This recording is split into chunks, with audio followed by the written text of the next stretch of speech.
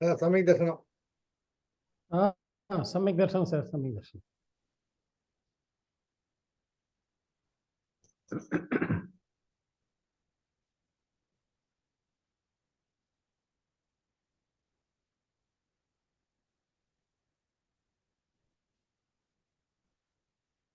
ஆரம்பிச்சிடலாங்களா?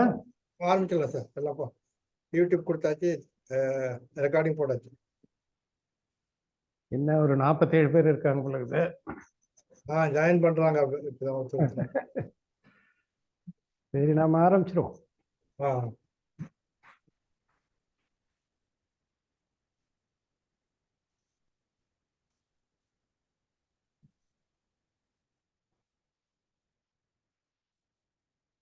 पान्तु श्रीपादपद्मानि पञ्चानां परमेष्ठिनां लालितानि सुराधीश चूडामणिमरीचिभिः।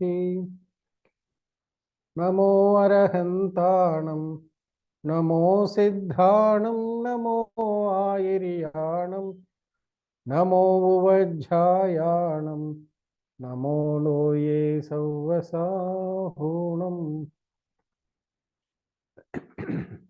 சான்றோர்களே, இன்றைய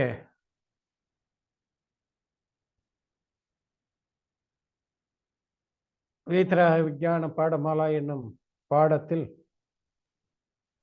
சார் ஒரு நிமிஷம் கேக்குது சார், ஒரு நிமிஷம் கேட்கலன்னு யாரோ சவுண்ட் இல்லைன்னு போட்டிருக்காங்க. என்ன தெரியல, உங்களுக்கு கேக்குது இல்ல நான் பேசுறது? எனக்கு கேக்குது சார். அன்புசாகர் அட்மிட் பண்ணி கேக்குதா சார்? யாருக்காவது கேட்கலையா நான் பேசுறது? ஒருவேளை பிகினிங்ல அவரு கேட்கலையோ, அப்புறம் எடுத்துட்டாரு மெசேஜ்.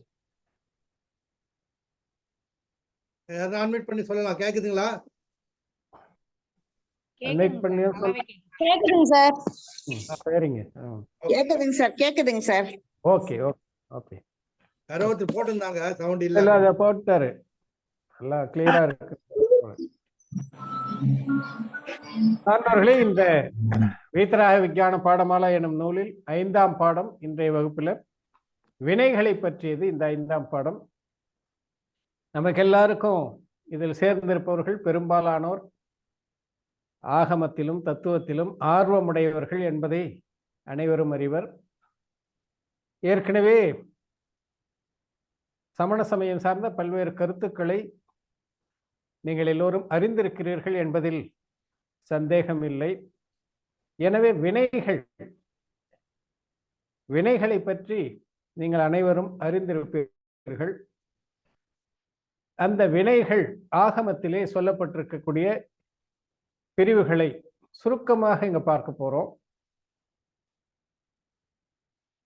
அந்த வினை எனும் கர்ம வினை என்று சொல்லக்கூடிய இந்த பாடம்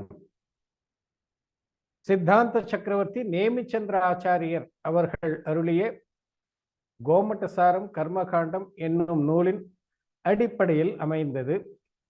கோமட்டசாரமா என்று எல்லோரும் ஆச்சரியவோ அல்லது இதெல்லாம் புரியுமா என்றெல்லாம் அப்படிப்பட்ட எண்ணத்தை நீங்கள் கொண்டு வர வேண்டாம். அந்த எண்ணத்திலே அப்படியெல்லாம் பெரிய கோமட்டசார கர்மகாண்டத்தில் சொல்லப்படுகின்ற அப்படிப்பட்ட கருத்துக்கள் எல்லாம் இங்க கிடையாது. அதெல்லாம் நாம் இன்னும் எத்தனையோ பருவங்களை கடந்து போகணும். இறுதி பருவத்துல தான் கோமட்டசாரத்தை எல்லாம் நாம படிக்க போறோம். ஆகையினால இப்ப அதை பத்தி எல்லாம் நீங்க அச்சப்பட வேண்டாம். இருந்தாலும் இந்த பாடத்தில் வரக்கூடிய கருத்துக்கள் கோமட்டசார கர்மகாண்டத்தின் அடிப்படையில் அமைந்தது என்பதை மட்டும் நீங்கள் தெரிந்து கொண்டால் போதும். இந்த கோமட்டசார கர்மகாண்டம் இதை இயற்றியருளிய ஆச்சாரியர் பெயர் நேமிச்சந்திர ஆச்சாரியர். நேமிச்சந்திர ஆச்சாரியரை சித்தாந்த சக்கரவர்த்தி என்றும் அவருடைய படைப்புகளை வைத்து, அவருடைய ஆற்றலை வைத்து, அவருடைய ஆகம தத்துவ ஞானத்தை வைத்து அனைவரும் அவரை சித்தாந்த சக்கரவர்த்தி என்று அழைக்கிறார்கள். அப்படிப்பட்ட சித்தாந்த சக்கரவர்த்தியாக திகழ்கின்ற நேமிச்சந்திர ஆச்சாரியர் அவர் படைப்பிலிருந்து இந்த பாடத்தை எடுத்து நமக்கு தந்திருக்கிறார்கள் என்ற பொழுது அவர் எப்படிப்பட்டவர், அவருடைய சுருக்கமான வாழ்க்கை குறிப்பு, அதை மட்டும் நாம தெரிந்து கொள்ள வேண்டும் அல்லவா?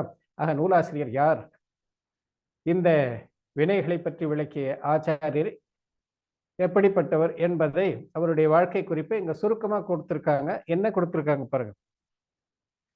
ஜஹ சக்கே நய சக்கி சக்கண்டம் சாகியம் அவிகேன தகமை சக்கே நமயாம் சக்கண்டம் சாகியம் சம்மம்.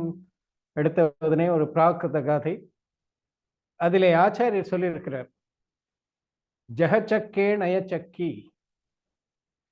ஜஹ எவ்வாறு, சக்கே சக்கி, சக்கி என்றால் நம்ம ஆட்டா சக்கின்னு வந்த சக்கி இல்லை, சக்கி என்றால் சக்கரவர்த்தி, சக்கரத்தை உடையவர், அவருக்கு பேர் சக்கி. சக்கரத்தை உடைய சக்கரவர்த்தி சக்கேன அவரிடத்தில் இருக்கக்கூடிய அந்த சுதர்சன சக்கரம் சக்கரத்தின் வாயிலாக சக்கண்டம் அவிகேன சாகியம் 6 கண்டங்களை எந்தவித இடையூறுமின்றி சாதித்துக் கொள்கிறார். சக்கர ரத்னத்தை வைத்துக்கொண்டு சக்கரவர்த்தி எவ்வாறு 6 கண்டத்திற்கு அதிபதியாகிறாரோ, 6 கண்டத்தை வெல்கிறாரோ, தக அவ்வாறே மை சக்கேன என்னிடம் இருக்கக்கூடிய அறிவாற்றலின் வாயிலாக, அந்த அறிவாற்றல் அந்த சித்தாந்த ஞானம், அதுதான் இங்க சக்கரம், நேமிச்சந்திராச்சாரியுடைய சக்கரம், சக்கர ரத்தினம். அந்த அறிவாற்றல் என்னும் சக்கர ரத்தினத்தை கொண்டு மயா என் வாயிலாக சக்கண்டம் சம்மம் சாகியம் 6 கண்டத்தை நான் நன்றாக சாதித்து விட்டேன். 6 கண்டத்தை நன்றாக சாதித்து விட்டேன்னு சொல்றார். நேரா சொல்லணும்னா சக்கரவர்த்தி எப்படி 6 கண்டங்களை வென்றாரோ, சக்கரத்தின் மூலமாக வென்றாரோ, அது போல நான் சக்கரத்திற்கு ஒப்பான என்னுடைய அறிவாற்றலால் 6 கண்டங்களை சாதித்து விட்டேன், நல்ல முறையில் சாதித்து விட்டேன். இவர் என்ன நேமிச்சந்திராச்சாரியர் போய் சக்கரவர்த்தியா, அவர் என்ன 6 கண்டத்தை எல்லாம் தன் வயப்படுத்தினாரா, அறிவாற்றல் அப்படின்னு சொல்றாரு, என்ன புரியலையே அப்படின்னாக்க புதுசா இருக்கிறவங்களுக்கு புரியாம இருக்கலாம். இங்கே அறிவாற்றலால் 6 கண்டத்தை நான் நல்ல முறையில், சம்மம் என்றால் சம்யக், அதாவது நல்ல முறையிலே நான் சாதித்தேன் என்றால், இங்கே 6 கண்டம் என்பது 6 கண்டங்களாக 6 பெரும் பிரிவுகளாக பகுதிகளாக இருக்கக்கூடிய ஷட்கண்டாகமம். இந்த ஷட்கண்டாகமத்தை தான் இவர் நான் 6 கண்டங்களை சாதித்தேன் என்று சொல்றார். அதாவது ஷட்கண்டாகம கருத்தை இவருடைய அறிவாற்றல் வாயிலாக நன்றாக சாதித்திருக்கிறார். அதாவது நன்றாக அதை பயின்று அந்த கருத்தை நன்றாக புரிந்து கொண்டு உள்வாங்கிக் கொண்டிருக்கிறேன், படித்து தேர்ச்சி அடைந்திருக்கிறேன் என்ற பொருளிலே இங்கே அவர் சொல்கிறார். ஷட்கண்டாகம் முதலிலே எழுதப்பட்ட நூல் என்பதெல்லாம் நாம் ஏற்கனவே ஓங்கார மந்திர விளக்கத்தில் பார்த்திருக்கிறோம். ஆக அப்படிப்பட்ட ஷட்கண்டாகமத்தை இவர் படித்து தேர்ச்சி பெற்று நன்றாக அதை புரிந்து வைத்துக் கொண்டவர் என்பது இங்கே பொருள். அந்த பொருள் அது பாருங்க, சக்கரவர்த்தி எப்படி 6 கண்டத்தை வெல்கிறாரோ அது போன்றதான் ஷட்கண்டாகமத்தை படித்து அறிந்து கொள்ளுதல் என்பது. சக்கரவர்த்திக்கு எப்படி சக்கர ரத்தினம் இல்லாமல் 6 கண்டத்தை அடிப்படை வெல்ல முடியாதோ, அடிப்படையை வைக்க முடியாதோ, அது போல அத்தகைய அறிவாற்றல் ஞான ரத்தினம் இல்லாமல் ஷட்கண்டாகமத்தை எல்லோராலும் படித்து விட முடியாது, எளிமையாக அதை புரிந்து கொள்ள முடியாது. இங்க ஒரு வாட்ஸ்அப்ல கூட பார்த்தோம், ஷட்கண்டாகமத்தை படிக்கணும், அதெல்லாம் எப்போ தமிழ்ல வரப்போகுது அப்படின்னு யாரும் போட்டிருந்தாங்க. ஆக எல்லாவற்றையுமே தமிழ் படித்து தமிழை புரிந்து கொண்டு படிக்க வேண்டும் என்ற ஆர்வம் மிக மிக வரவேற்கத்தக்கது. அப்படிப்பட்ட ஆர்வம் இன்று எல்லோருக்குமே மனதிலே உருவாகி இருக்கிறது. இருந்தாலும் அனைத்தையுமே எளிமையாக மொழிபெயர்த்து விட முடியும் என்று சொல்வதற்கில்லை. ஆச்சாரியர் நேமிச்சந்திராச்சாரியர் சித்தாந்த சக்கரவர்த்தி அவரே சொல்றார், அதை சாதிப்பது என்பது சாதாரண விஷயம் இல்லை. சக்கரவர்த்தி எப்படி சக்கர ரத்தினத்தை உடைய சக்கரவர்த்தி எப்படி 6 கண்டத்தை வெல்கிறார், அது போலத்தான் அத்தகைய அறிவாற்றல் இருப்பவர்களால் தான் அதை சரியாக புரிந்து கொள்ள முடியும் என்று சொல்ல. ஆனாலும் நிறைய பேர் இப்ப ஷட்கண்டாகமத்தை படித்து எடுத்து சொல்லக்கூடிய அளவுக்கு வட நாட்டில் இருக்கக்கூடிய பல அறிஞர்கள் இருக்காங்க, சான்றோர்கள் இருக்காங்க. இருந்தாலும் அது அவ்வளவு எளிதல்ல என்பதை மட்டும் நாம் நினைவில் கொள்ள வேண்டும். சரி, நாம் அடுத்த கட்டத்துக்கு போகலாம். பொருள் இங்கே கொடுத்திருக்காங்க. எப்படி சக்கரவர்த்தியானவர் சுதர்சன சக்கரத்தினால் 6 கண்டங்களையும் ஜெயிக்கிறாரோ, அதுபோல நான் ஷட்கண்டாகமம் என்னும் இந்நூலை படித்து தெளிந்திருக்கிறேன். இவர் சித்தாந்த சக்கரவர்த்தி என்று அழைக்கப்பட்டார். சித்தாந்த சக்கரவர்த்தி என்று அழைப்பதற்கும் அதுதான் காரணம். இவர் ஜெயின சமூகத்தில் பிறந்த பிரசித்தி பெற்ற அரசர் சாமுண்டராயரின் காலத்தில் வாழ்ந்தவராவார். சாமுண்டராயர் 11ஆம் நூற்றாண்டின் முற்பகுதியில் வாழ்ந்தவர் ஆவார். ஆச்சாரிய நேமிச்சந்திரரும் இதே காலகட்டத்தில் பாரத தேசத்தினை பெருமைப்படுத்தியவர் ஆவார். சாமுண்டராயரை பற்றி நமக்கு எல்லாருக்கும் தெரியும். சிரவணபெளிகளா பாகுபலி சிலை நிறுவியவர், அதெல்லாம் நமக்கு தெரிஞ்சது. ஆக அந்த சாமுண்டராயர் காலத்தில் நேமிச்சந்திர சித்தாந்த சக்கரவர்த்தி வாழ்ந்து கொண்டிருந்தார். ஆக அது 11ஆம் நூற்றாண்டுடைய தொடக்க நிலையிலே சாமுண்டராய அரசனும் நேமிச்சந்திர சித்தாந்த சக்கரவர்த்தியும் இருந்திருக்கிறார்கள் என்பதை இதன் வாயிலாக, இதுக்கு ஒரு சின்ன கதை கூட சொல்லுவாங்க. ஒரு முறை நேமிச்சந்திராச்சாரியர் ஆகமத்தை படித்துக் கொண்டிருந்தார். அப்படி படித்துக் கொண்டிருக்கும் பொழுது சாமுண்டராயன் அவரை தரிசிப்பதற்காக வந்தார். சாமுண்டராயன் ஒரு அரசன், சிற்றரசன். அவர் ஆச்சாரியரை தரிசிப்பதற்காக வந்தார். அப்படி வந்த உடனே இவர் படித்து கொண்டிருந்தவர் அந்த ஆகமத்தை மூடி வச்சுட்டார் அப்பால் பக்கத்துல.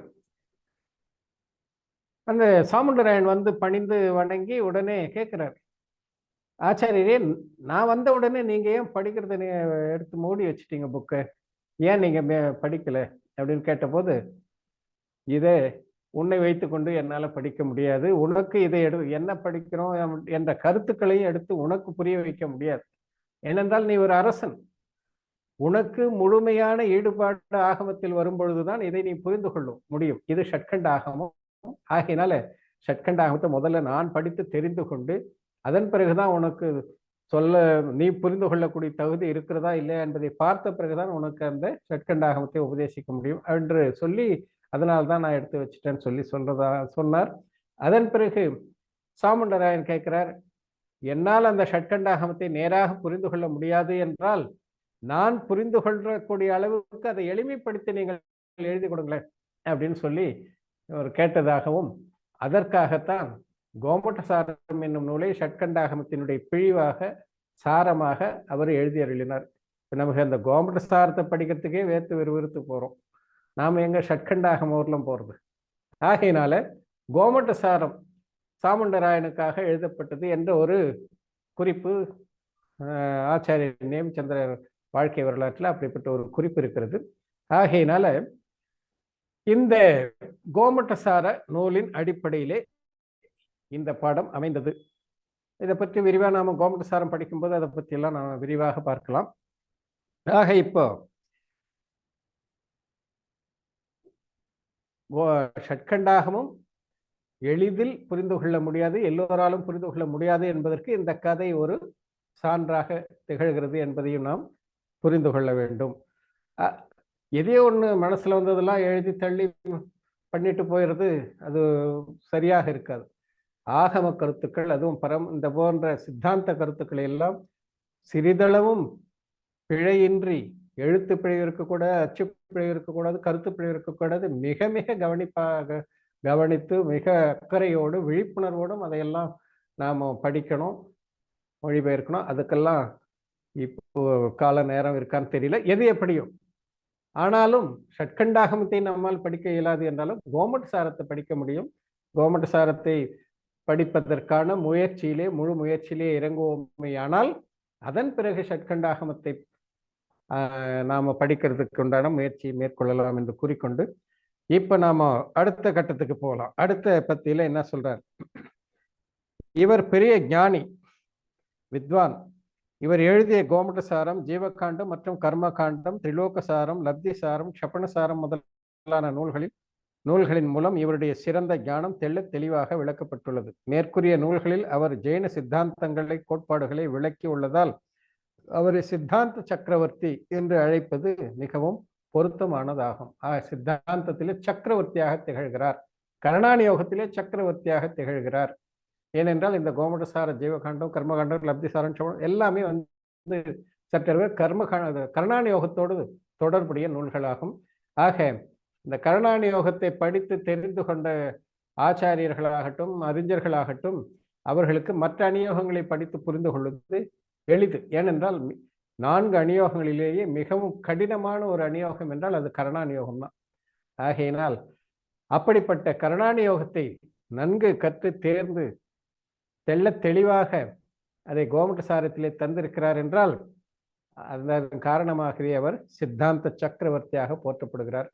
அப்படின்னா ஷட்கண்டாகம் எழுதினவர் எப்படிப்பட்டவர்ன்றதை நாம ஷட்கண்டாகமத்தை உபதேசித்தவர், அதை எழுதிய ஆச்சாரியர்கள் பூதபலி புஷ்பதந்தர் அவர்களெல்லாம் எத்தகைய அறிவாற்றல் மிக்கவர்கள் என்பதையெல்லாம் இதன் வாயிலாக நாம் யூகித்து அறியலாம். அடுத்து, சாமுண்டராய அரசனின் வேண்டுதலால் நேமிச்சந்திரர் ஜெயின சித்தாந்த நூல்களின் பிழிவை கொண்டு கோமடசாரம் என்னும் நூலினை இயற்றினார். ஜெயின சித்தாந்த நூல்களின் பிழிவு, அதான் ஷட்கண்டாகமம், அதனுடைய பிழிவை இங்கே கோமடசாரம் என்னும் நூலாக இயற்றி தந்தார். இந்நூலில் ஜீவகாண்டம் மற்றும் கர்மகாண்டம் என்று 2 அதிகாரங்கள் உள்ளன. இந்த நூலானது பஞ்சசங்கிரகம் என்றும் அழைக்கப்படுகிறது. இந்த நூலுக்கு இன்னொரு பெயர் பஞ்சசங்கிரகம். ஆக இப்படி இந்த நூல் ஜீவகாண்டம் கர்மகாண்டம் என்ற 2 பெரும் பிரிவுகளை கொண்டு எழுதப்பட்ட நூலாகும். இந்த கோமடசாரம் என்னும் இந்நூலிற்கு முக்கியமாக 4 உரைகள் கிடைக்கப்பட்டுள்ளன. 4 உரைகள் இருக்கு இந்த கோமடசாரத்திற்கு. கோமடசாரம் பிராகிருத மொழியில் எழுதப்பட்ட நூலாகும். பெரும்பாலும் பார்த்தீங்கன்னாக்கா 6, 7ஆம் நூற்றாண்டுக்கு பிறகு எல்லாம் சம்ஸ்கிருத நூல் தான் அதிகமாக இருக்கும். ஆனாலும் 11ஆம் நூற்றாண்டின் தொடக்கத்தில் இருந்த ஆச்சாரியர் நேமிச்சந்திரர் பிராகிருத மொழியில இதை எழுதியிருக்கிறார். ஏனென்றால் ஷட்கண்டாகவும் பிராகிருத மொழியில் எழுதப்பட்ட நூலாகும். எனவே அதை ஆதாரமாக கொண்டு இயற்றிய இந்த நூலும் பிராகிருத மொழியில இருக்கும். அதே போல திரவிய சங்கிரகம் முதலானவையும் பிராகிருத மொழியிலும் இருக்கிறாக. பிராகிருத மொழி நீண்ட காலமாக 2000 ஆண்டுகளுக்கு முன்பிருந்தே பிராகிருத மொழியிலே ஆகமங்கள் உள்ளன. ஆனால் இடையிலே சம்ஸ்கிருதத்தினுடைய தாக்கம் அதிகமாக வந்தபோது சம்ஸ்கிருதத்திலும் ஆச்சாரியர்கள் நிறைய நூல்கள் எழுதியிருக்காங்க. இப்ப இந்த கோமடசாரம் பிராகிருத மொழியில் அமைந்த நூல். ஆனால் இதற்கு உரை நூல்கள்லாம் பார்த்தீங்கன்னாக்கா சம்ஸ்கிருதத்திலையும் கன்னடத்திலையும் ஹிந்தியிலையும் கூட இதற்கு உரை நூல்கள் எழுதப்பட்டுள்ளன. இதுல அபயச்சந்திர ஆச்சாரியர் என்ற ஒரு ஆச்சாரியர் மந்த பிரபோதிகா என்று சொல்லக்கூடிய ஒரு உரையை சம்ஸ்கிருதத்தில் எழுதியிருக்கார். அதே போல கேசவவர்ணி என்பவர் சம்ஸ்கிருதத்திலையும் கன்னடத்திலையும் 2 மொழிகளிலுமே இதற்கு உரை எழுதியிருக்கிறார். அவர் எழுதிய உரையின் பெயர் ஜீவ தத்துவ பிரதீபிகா. ஆக மந்த பிரபோதிகா, ஜீவ தத்துவ பிரதீபிகா என்று 2 சம்ஸ்கிருத உரையும் ஜீவ தத்துவ பிரதீபிகா என்ற உரை கன்னடத்திலும் இருக்கின்றன. நேமிச்சந்திர ஆச்சாரியர் இவர் சித்தாந்த சக்கரவர்த்தி நேமிச்சந்திரர் அல்ல. சித்தாந்த சக்கரவர்த்தி நேமிச்சந்திர காலத்திற்கு பிற்பட்டவர். ஆனால் இவர் பெயரும் நேமிச்சந்திர ஆச்சாரியர். இவர் சித்தாந்த சக்கரவர்த்தி அல்ல. இவரும் நேமிச்சந்திர ஆச்சாரியர் அதே பேரை வச்சுக்கிட்டார். அப்படிப்பட்ட ஆச்சாரியர் குந்தகுந்தர் பேர்லயே 2-3 பேர் இருக்காங்க. அந்த மாதிரி எத்தனையோ ஆச்சாரியர்கள் அந்த மாதிரி ஒரே பெயருடைய ஆச்சாரியர்கள்லாம் இருக்காங்க. பத்ரபாகு பேர்ல கூட 2 பேர் இருக்காங்க. இப்படியெல்லாம் ஆச்சாரிய பரம்பரையிலே எவ்வளவோ பெயர்கள் இருக்கின்றன. அந்த அடிப்படையில் இவர் நேமிச்சந்திர ஆச்சாரியர். இவரும் சம்ஸ்கிருத உரை, இவர் எழுதிய சம்ஸ்கிருத உரைக்கு பெயர் ஜீவ தத்துவ பிரதீபிகா. ஆக ஜீவ தத்துவ பிரதீபிகா என்று 2 சம்ஸ்கிருத உரை இருக்குது. ஒன்று கேசவவர்ணி அவர்களால் எழுதப்பட்டது, மற்றொன்று நேமிச்சந்திராச்சாரியரால் எழுதப்பட்டது. கேசவவர்ணி எழுதிய ஜீவ தத்துவ பிரதீபிகா சம்ஸ்கிருதத்திலும் இருக்கு, கன்னடத்திலையும் இருக்கிறது என்பதையும் நாம் தெரிந்து கொள்ள வேண்டும். இது அல்லாமல் ஆச்சாரிய கல்ப பண்டிதர் தோடர்மல் அவர்கள் இந்த கோமடசார ஜீவகாண்ட கர்மகாண்ட 2க்கும் சம்யக்ஞான சந்திரிகா என்ற ஒரு உரையை அவர் காலத்தில் டூண்டாரி ஹிந்தி மொழி இருந்தது. அவர் வாழ்ந்த இடங்களிலே இந்த டூண்டாரி ஹிந்தி மொழியிலே அவர் மொழிபெயர்த்து எழுதியிருந்தார். அதன் பிறகு அதை இன்றைய ஹிந்தி மொழியிலும் மொழிபெயர்த்து எழுதியிருக்கிறார்கள். ஆக இந்த கோமடசார கர்மகாண்டம் ஜீவகாண்டம் இவற்றை அறிவதற்கு தோடர்மல் அவர்கள் எழுதிய உரை அனைவருக்கும் மிக மிக பயனுள்ளதாக அமைந்துள்ளது என்றால் அது மிக இல்லை. அதனால் சம்ஸ்கிருத உரை பிராகிருதம் மூலம், அதற்கு ஒரே சம்ஸ்கிருதம். சம்ஸ்கிருதத்தை நல்லா படித்திருந்தால்தான் அந்த உரையை படித்து நம்மால தெரிந்து கொள்ள முடியும். அப்படி நன்கு படித்து அதை தெரிந்து கொள்ளக்கூடிய அளவுக்கு அறிவாற்றல் இல்லாதவர்கள் என்ன பண்ண முடியும்? சரி, ஹிந்தியில் எழுதப்பட்ட உரையை படித்து பார்க்கலாம் அப்படின்னு சொல்லி அதுல சந்தேகம் ஏற்படும் போது இந்த உரை. ஆக இப்போ தற்காலத்திலே இந்த தோடர்மல் அவர்கள் எழுதிய உரை மிகவும் பயனுடையதாக அனைவருக்கும் அமைந்துள்ளது. முக்கியமாக வடநாட்டில் இருக்கக்கூடிய ஹிந்தி பேசும் அறிஞர்களுக்கு கோமடசாரத்தினுடைய தொடர்மல் உரை மிக மிக பயனுடையதாக அமைந்து அதன் பிறகு அனைத்து உரைகளும் அவங்க வெளிவிட்டுட்டாங்க. நாம இன்னும் கோமடசாரத்தை வெளிவந்திருக்கிறது தமிழில். இருந்தாலும் இந்த உரைகள் அடிப்படையில் இந்த உரைகளை அப்படியே மொழிபெயர்த்து வெளியிட்டால் இன்னும் சிறப்பாக இருக்கும்.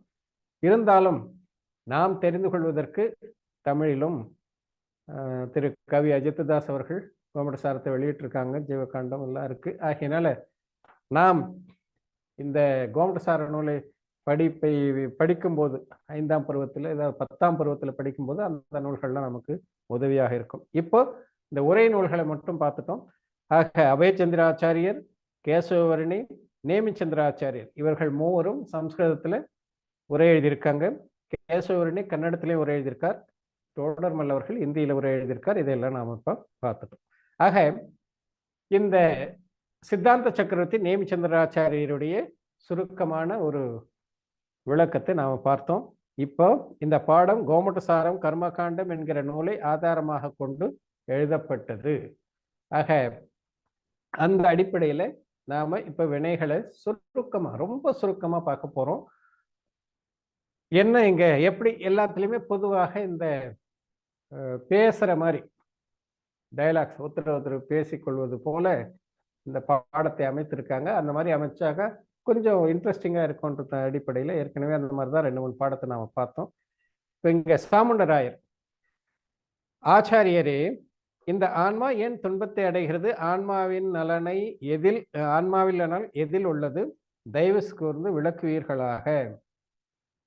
ஒவ்வொரு பாடமும் ஏற்கனவே நாம படிச்சுட்டு வந்த பாடமெல்லாம் அப்படிதான். இது இன்பத்தை அடையணும்னு நினைக்குது, ஆனால் துன்பப்படுகிறது. துன்பத்திற்கு என்ன காரணம்? இதுதானே நாம் பார்க்கிறோம். எல்லாருடைய எண்ணமும் இதுதானே. நாம் என்னென்ன செய்கின்றோமோ, தூங்குவது, விழிப்பது, உண்பது, நடப்பது, ஓடுவது, எதுவா இருந்தாலும் சரி, அனைத்துமே நாம் இன்பமாக இருக்க வேண்டும், சுகமாக இருக்க வேண்டும் என்பதற்காகத்தான் அனைத்து செயல்களையும் செய்கிறோம். பேசுறது எல்லாமே. ஆகையினால் நம்முடைய நாம் அந்த சொல்லை பயன்படுத்தவில்லை என்றாலும் நம்முடைய எண்ணத்திலே நாம் இன்பமாக இருக்க வேண்டும். மௌனமா இருந்தா எம்மா நேரம் பேசாமே உட்காந்து பேசினா எம்மா நேரம் பேசிக்கிட்டு இப்படி எல்லாமே இன்பத்திற்காகத்தான் நாம செய்யறோம். ஒவ்வொரு நம்முடைய அசைவும் இன்பத்தை ஒட்டி இருக்குது. ஆகையினால ஒவ்வொரு பாடமும் அந்த கேள்வியை தான் எழுப்புது. ஏன் துன்பப்படுறோம்? ஏன் இன்பமாக இல்லை? அதற்கு என்ன காரணம்? இந்த ஆன்மா ஏன் துன்பப்படுகிறது கேட்டிருக்காரு. ஆக்சுவலா நாம் ஏன் துன்பப்படுகிறோம்? அதுதான் கேள்வி. ஆன்மாவின் நலன் எதில் உள்ளது? நமக்கு நன்மை விளைய வேண்டும் என்றால் அது எப்படி, எதில் என்ன செய்த நன்மை விளையும்? தயவு கொண்டு விளக்குவீர்களாக கேட்கிறாரு சாமுண்டராயர். ஆச்சாரியர் நேமிச்சந்திரன் அதுக்கு பதில் சொல்றார் பாருங்க. ஆன்மாவின் நலன் நிராகுல சுகத்தை பெறுவதிலேயே உள்ளது. ஆன்ம நலன் என்றால் என்ன? நன்மை, ஆன்ம நன்மை என்றால் என்ன? இன்பம் என்றால் என்ன? சிறிதும் கவலை இருக்கக்கூடாது. நிராகுலம் என்றால் ஆக்குல வியாக்குல சிந்தனை கவலை எதுவுமே இருக்கக்கூடாது. அதுதான் உண்மையான இன்பம். நிராகுல சுகமானது ஆன்மாவை நாடுவதனாலேயே கிடைக்கப்பெறும். ஆனால் இந்த ஜீவன் தன் ஞான குண ஆன்மாவை மறந்து விருப்பு வெறுப்பு முதலான விபாவ பாவங்களை கொள்கிறது. அதனால்தான் துன்பத்தை அடைகிறது. அப்போ அப்படிப்பட்ட நிராகுலமான எந்த விதமான கவலையோ சிந்தனையோ எதுவும் இல்லாத ஒரு இன்பத்தை பெற வேண்டும் என்றால் அந்த இன்பம் வெளியில எங்கன்னா கிடைக்குமா அப்படின்னா வெளியில போய் தேடுறவர்களும் அது இன்பமே அங்க எங்கேயும் கிடைக்காது. ஆகையினால அது தன்னுடைய உயிரிலே ஆழ்ந்து, என்ன இன்பம் என்பது உயிரினுடைய உணர்வு, புறப்பொருட்களுடைய உணர்வு அல்ல. ஆகையினால் தன்னுடைய ஞான குண ஆன்மாவை நினைக்காத வரை, ஞான தரிசன வீரிய சுகம் இப்படிப்பட்ட குணங்களை கொண்ட ஆன்மாவை அறியாமல் அதை மறந்து விருப்பு வெறுப்பு ஆசை பாசம் இதெல்லாம் இப்படிப்பட்ட விகார பாவங்கள் அல்லது விபாவ பாவங்கள், அதனுடைய இயல்பு கிடையாது. இதெல்லாம் பந்த பாசம், விருப்பு வெறுப்பு, ராக துவேஷம், கோபம், மானம் இதெல்லாம் ஆன்மாவினுடைய இயல்பு கிடையாது. ஆனாலும் ஆன்மா அனாதி காலமாக அதுதான் பண்ணிட்டு இருக்கு. ஆக இப்படிப்பட்ட விகார உணர்வுகளை அல்லது திரிப்பு உணர்வுகளை அல்லது தீய உணர்வுகளை எதுவரை கொள்கிறதோ அதுவரை இந்த ஆன்மா துன்பத்தை தான் அனுபவிக்கும். துன்பத்திற்கு இதான் காரணம். ஆக எது இதனுடைய தன்மை இல்லையோ, எது ஆன்மாவினுடைய குணம் அல்லவோ, தன்மை அல்லவோ, இயல்பு அல்லவோ, அதை தன்னுடைய இயல்பாக, தன்னுடைய குணமாக, தன்னுடைய சுபாவமாக கருதி கொண்டிருப்பதால் தான் கஷ்டத்தை அனுபவிக்கிறது. சாமுண்டராயர், கர்ம வினைகள் தான் துன்பத்திற்கு காரணம் என்று நான் கேள்விப்பட்டிருக்கின்றேன். எல்லாரும் துன்பத்துக்கு என்ன காரணம்னு சொல்லுவாங்க? வினை, கர்மம், வினை உதயம். வினை அல்லது வினை உதயம், கர்மம், கர்ம உதயம், எப்படி சொன்னாலும் எல்லாம் ஒண்ணுதான்னு வச்சுங்களேன். வினைக்கும் வினை உதயத்துக்கும் வேறுபாடு இருக்கு. அதெல்லாம் நாம அப்புறம் ஆழமா படிக்கும்போது படிச்சுக்கலாம்.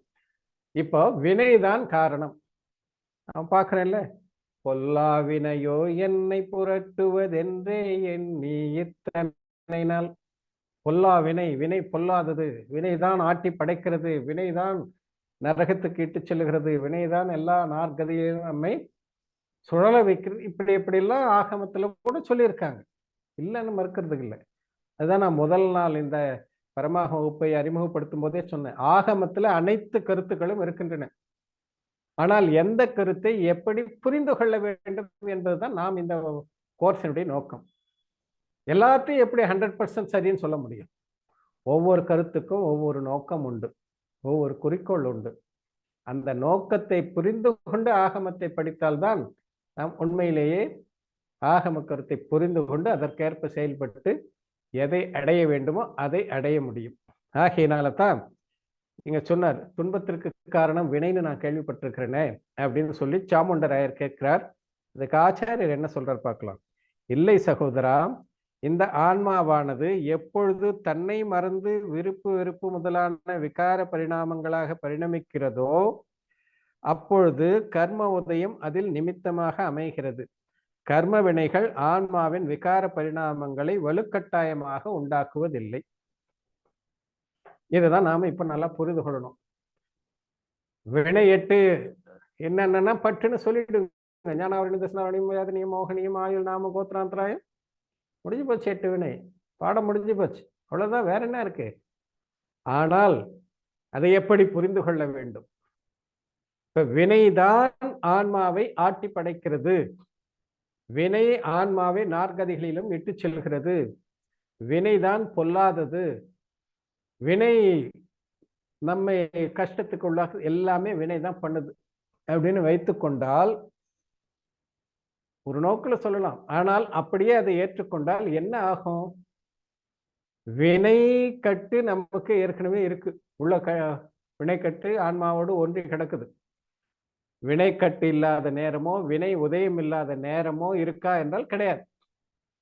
சதா சர்வ காலமும் எப்பொழுதும் வினை ஊற்று, வினை கட்டு, வினை உதயம், வினை உதிர்ப்பு எல்லாம் நடந்துகிட்டு தான் இருக்கு. அது பாட்டுக்கு வருது, போகுது. உதயத்துக்கு பலனை கொடுத்துட்டு போயிடுது. அப்புறம் புதுசா வினை கட்டு வருது. ஏற்கனவே வேற நீண்ட ஒரு வினை 10 வருஷத்துக்கு கட்டியிருக்கோம், ஒரு வினை 11 வருஷத்துக்கு கட்டியிருக்கோம், ஒரு 12 வருஷத்துக்கு கட்டியிருக்கோம். 10 வருஷம் முடிஞ்சு அது போச்சுன்னா 11வது வருஷத்துக்கு உதயத்துக்கு, இப்படி வினைகள் கட்டுவதும் உதயத்துக்கு வருவதும் பிறகு பயனை கொடுத்து விட்டு சென்று விடுவதும் மீண்டும் ஏற்கனவே கட்டியிருந்த வினைகள், புதிதாக கட்டிய வினைகள் மீண்டும் இப்படி இது ரொட்டீனா போயிட்டே இருக்கு. ஒரு சமயம் கூட, ஒரு நொடி பொழுது, ஒரு சமயம், ஒரு கண நேரம் கூட வினை கட்டு, வினை ஊற்று, வினை உதயம் இல்லாத நேரமே இந்த பிறவி உயிருக்கு கிடையாது. அப்படி இருக்கும் பொழுது வினைதான் ஆட்டி படைக்கிறது, வினை உதயம் தான் துன்பப்படுத்துகிறது, வினை உதயம் தான் நாற்கதிகளிலே சுற்ற வைக்கிறது என்றால் இந்த ஜீவ மோட்சம் எப்படி போறது? விடுபடுதல் எப்படி வினையிலிருந்து? வினை உதயத்துக்கு ஏற்ற மாதிரி தான் ஆன்மா செயல்படும். வினை உதயத்துக்கு ஏற்பதான் ஆன்மாவிற்கு துன்பம் ஏற்படும். நல்வினை உதயம் இருந்தால் புலன் நுகர்வு முதலான இன்பதுங்கள் கிடைக்கும். ஆக எல்லாமே வினையினுடைய தயவால தான். அப்படின்னா வினை தானா எப்பா நீ போ நான் ஒதுங்கிடுறேன் அப்படின்னு எப்போது சொல்லுமா? நான் ஒதுங்கி நிக்கிறேன்பா, நீ என்னை விட்டு பிரிஞ்சு நீ வீடு பேர் அடை மோட்சத்துக்கு போயிடுன்னு வினை எப்போது சொல்லுமா? வினை எதுவுமே சொல்ல போறது கிடையாது. வினை உதயம் இல்லாத நேரமும் கிடையாது. எனவே வினைதான் என்று முடிவு செய்து விட்டால் ஆன்மா வினையிலிருந்து விடுபட முடியாமல் போய்விடும். உண்மையில் வினை என்பது ஜடம். அதுக்கு அறிவு, புத்தி, சென்ஸ் எதுவும் கிடையாது. அது புத்கல அணுக்கள், கார்மான வர்க்கணைகள். அதுக்கேது அறிவுடைய, உணர்வு உடைய ஒரு பொருளை அடக்குவதற்கு ஆற்றல்? அது கிடையாது. ஆனாலும் ஆன்மா தன்னை மறந்து மயக்கத்திலே இருக்கிறது. போதை, ஒரு குடிகாரன் போதையில் இருக்கிறான். போதையில் இருக்கும்பொழுது அவன் மயங்கி போகுது. அவன் என்ன பண்றதுன்னு தெரியாம உளறான். அம்மாவை மனைவினும், மனைவியை அம்மானும். அவன் போதை காரணமாக அப்படி மானாவரியா சொல்றான். ஆனால் அந்த போதை தெளிந்து விட்டால், போதையை தெளிவிக்கிறதுக்கு எத்தனையோ வழிகள். ஆக போதை தெளிவித்தால் அவனுடைய ஆற்றல் வெளிப்படும் போது அதெல்லாம் ஒண்ணும் இருக்காது. ஆக அவன் போதைக்கு அடிமையான காரணத்தினால் தப்பு தப்பா நடந்துக்கிறான். ஆக அவனுக்கு ஆற்றல் இருக்கிறது, தெளிவாக பேசக்கூடிய ஆற்றல். போதைக்கு அடிமையாகாத முன்ன, அதை குடிக்காத முன்ன நல்லவன் தெளிவா இருந்தான். அந்த போதை நீங்கிய பிறகும் தெளிவா தான் இருக்கிறான். ஆகையினால அவனுக்கு ஆற்றல் இருக்கிறது. ஆனால் அந்த போதை மயக்கம் காரணமாக அவன் தன்னை மறந்து செயல்படுகிறான். ஆக அவனுடைய மயக்கம்தான் தன்னை அவ்வாறெல்லாம் தெருவில் விழுந்து கிடக்கிறது, யார் போறவங்கெல்லாம் காரி துப்பது, இப்படிப்பட்ட கஷ்டங்களை அனுபவிப்பதற்கும், யாராவது கொண்டு போய் ஐயோ பவன் கொண்டு போய் விடுறது, இப்படியெல்லாம் இந்த இன்ப துன்பங்களுக்கெல்லாம் காரணம் அவனுடைய மயக்கம், போதை மயக்கம் தானே தவிர வேறொன்று. அதே போலதான் ஆன்மாவினுடைய மயக்க உணர்வு, விருப்பு வெறுப்பு மயக்கம் முதலான, அப்புறம் ராகத்வேஷ, அதாவது கஷாய உணர்வு, இதெல்லாம் தான் உண்மையிலேயே ஆன்மாவிற்கு துன்பத்திற்கு காரணம். அப்படி இருக்கும் பொழுது இந்த ஆன்மா விகார பாவங்களிலே செயல்பட்டு கொண்டிருக்கும் பொழுது வெளியில இருக்கக்கூடிய வினை அணுக்கள்லாம் இங்க வந்து ஓட்டிக்குது. ஆன்மாவோடு ஒன்றாகி கட்டி வினைக்கட்டு ஏற்பட்டு கொடுத்து, அதுக்கப்புறம் அது நல்லது பண்ணா நல்லுணர்வாக இருந்தால் நற்பயனை தருது, தீய உணர்வாக இருந்தால் தீய பயனை தந்து கொண்டு சென்று விடுகிறது. இப்படிதான். ஆக முக்கிய காரணம், உபாதான காரணம் ஆன்மாவினுடைய விகார உணர்வு, திரிபு உணர்வு தான். அந்த திரிபு உணர்வு தான் வினை அணுக்களை ஆன்மா பக்கம் இழுப்பதற்கு காரணமாக அமைகிறது. அது ஜடம், அதுக்கு ஒன்றும் தெரியாது.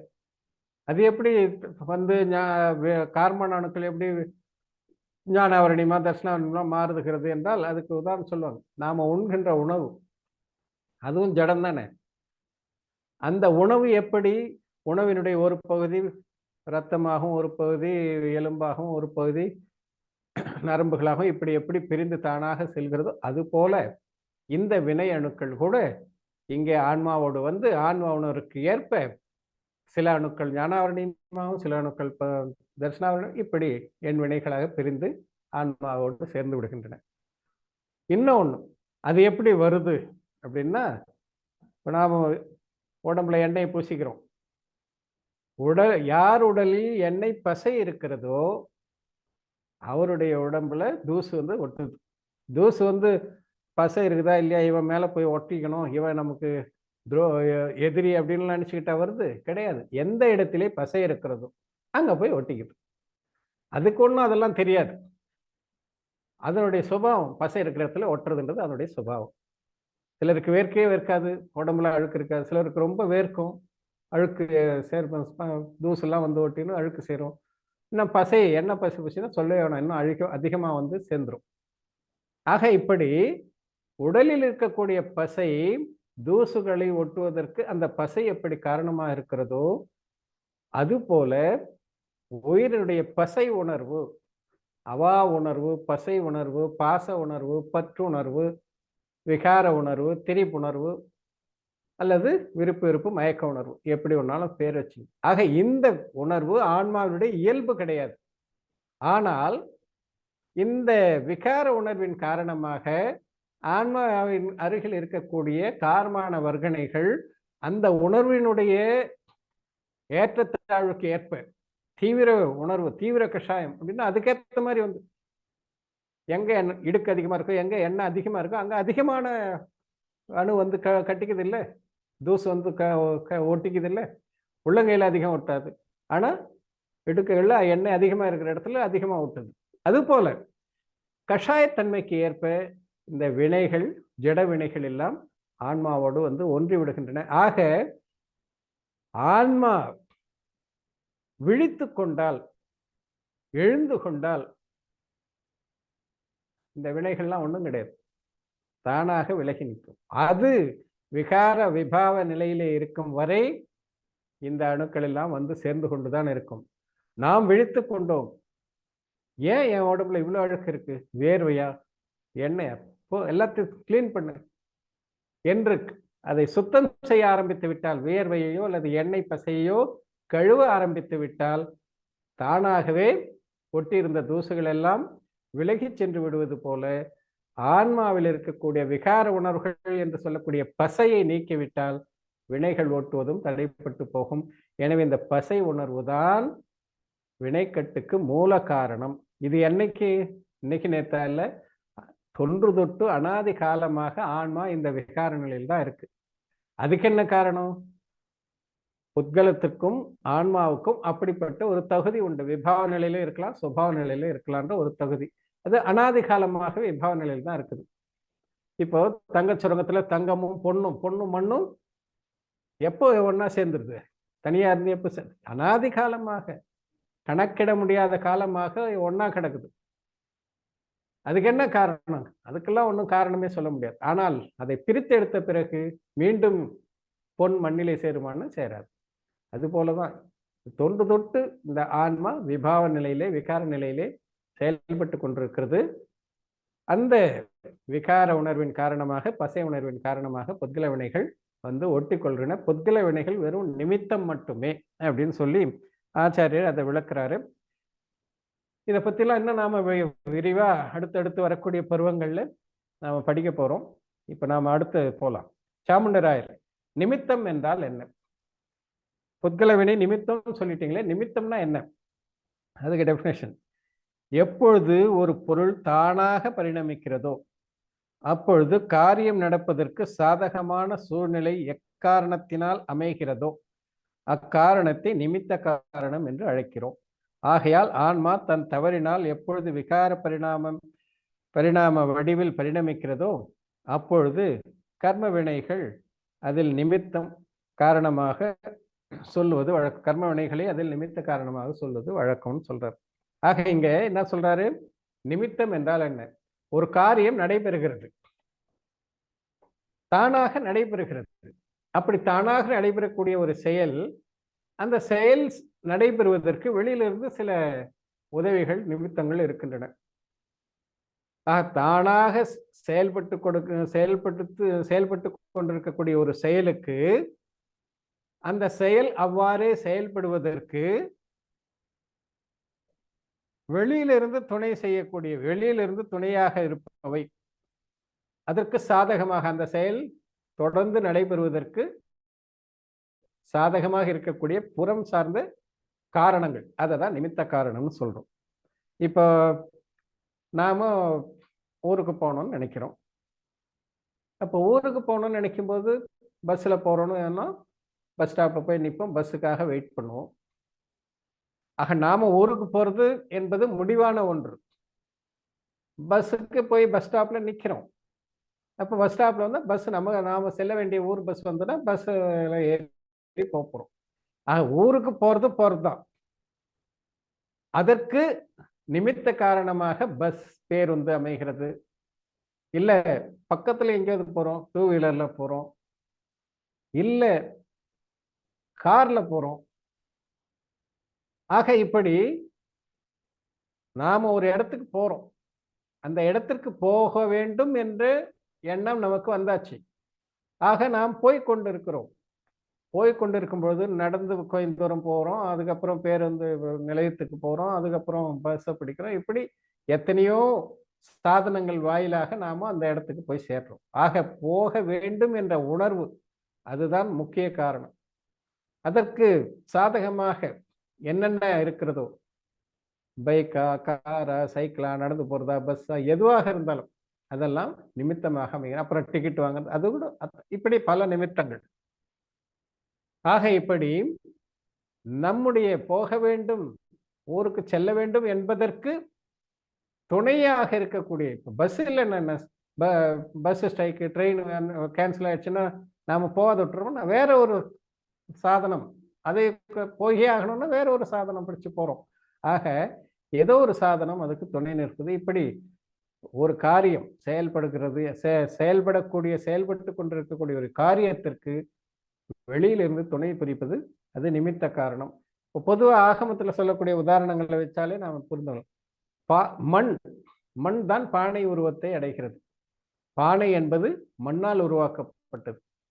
அந்த பானைக்கு, மண்ணால் உருவான அந்த பானைக்கு சக்கரமும் காரணம், கொயவனுடைய அந்த சக்கரத்தை சுத்துவதற்கான தடி காரணம், சக்கரத்துக்கு கீழே இருக்கக்கூடிய கல் காரணம். இப்படி இதெல்லாம் நிமித்த காரணம். இது பானையாக மாறுவது கிடையாது. நிமித்த காரணங்கள் எதுவும் பானையாக மாறுவது கிடையாது. ஆனால் வெளியிலிருந்து துணை புரிகின்றன. ஆக இது போன்றுதான் இங்கே வினை என்பது வெளியிலிருந்து ஆன்மாவிற்கு இன்ப துன்பத்திற்கு காரணமாக இருக்கிறது. ஆனால் ஆன்மாவாக அது மாறிவிடுகிறது என்றால் அது ஆன்மாவாக மாறுவதில்லை. ஆன்மாவில் ஏற்படக்கூடிய இன்ப துன்ப வடிவிலே அது மாறுகிறதா என்றால் அது மாறுவதில்லை.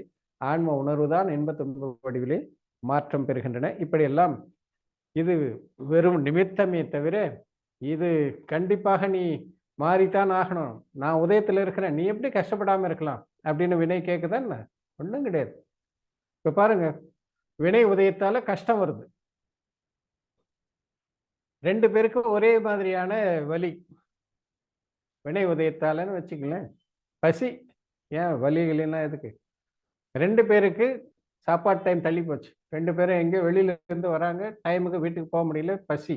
2 பேருக்கும் பசி. 2 பேரும் ஒத்த வயது உடையவங்கனே வச்சுங்க. அப்படிப்பட்ட சூழ்நிலையில 2 பேருக்கும் ஒரே மாதிரி தான் பசி. அவங்க 2 பேரும் ஒரே நேரத்தில் சாப்பிடக்கூடியவர்கள். ஆனா ஒருத்தர் வந்து ஐயோ பசிக்குதே, ஓ அப்படின்னு, என்னால தாங்க முடியல அப்படின்னு ரொம்ப வேகப்படுறவங்கள பார்க்குறோம். வந்த உடனே ஆச்சா எனக்கு பசி, இன்னும் எடுத்துக்கல, ஏத்தா அவசரம். இன்னொருத்தர் பசிக்குது தான், எனக்கு கூட பசிக்குது தான், இருந்தாலும் எப்போ போய் சேருவோமோ, எப்போ சாப்பாடு போடுவோம், எப்போ சாப்பிடுவோம், அப்படித்தானே முடியும், வேகப்படுறதால என்ன ஆயிட போகுது அப்படின்னு அப்படி இருக்கிறோம். அதை பார்க்குறோம் இல்லையா?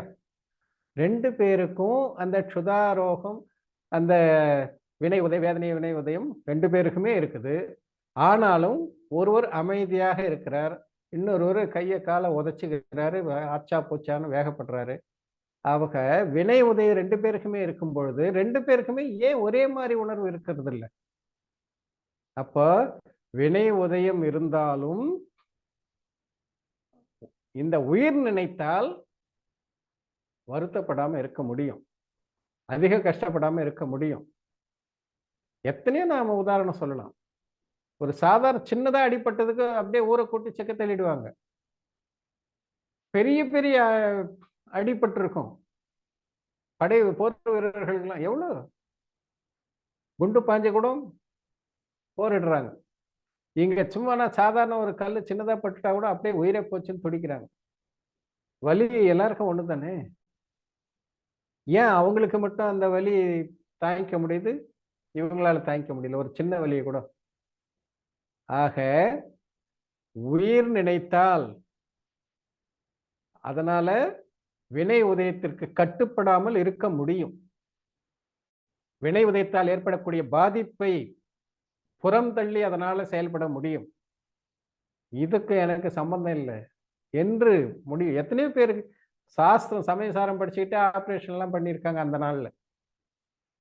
இங்க ஆப்ரேஷன்லாம் அப்படியே பயந்து போறோம்.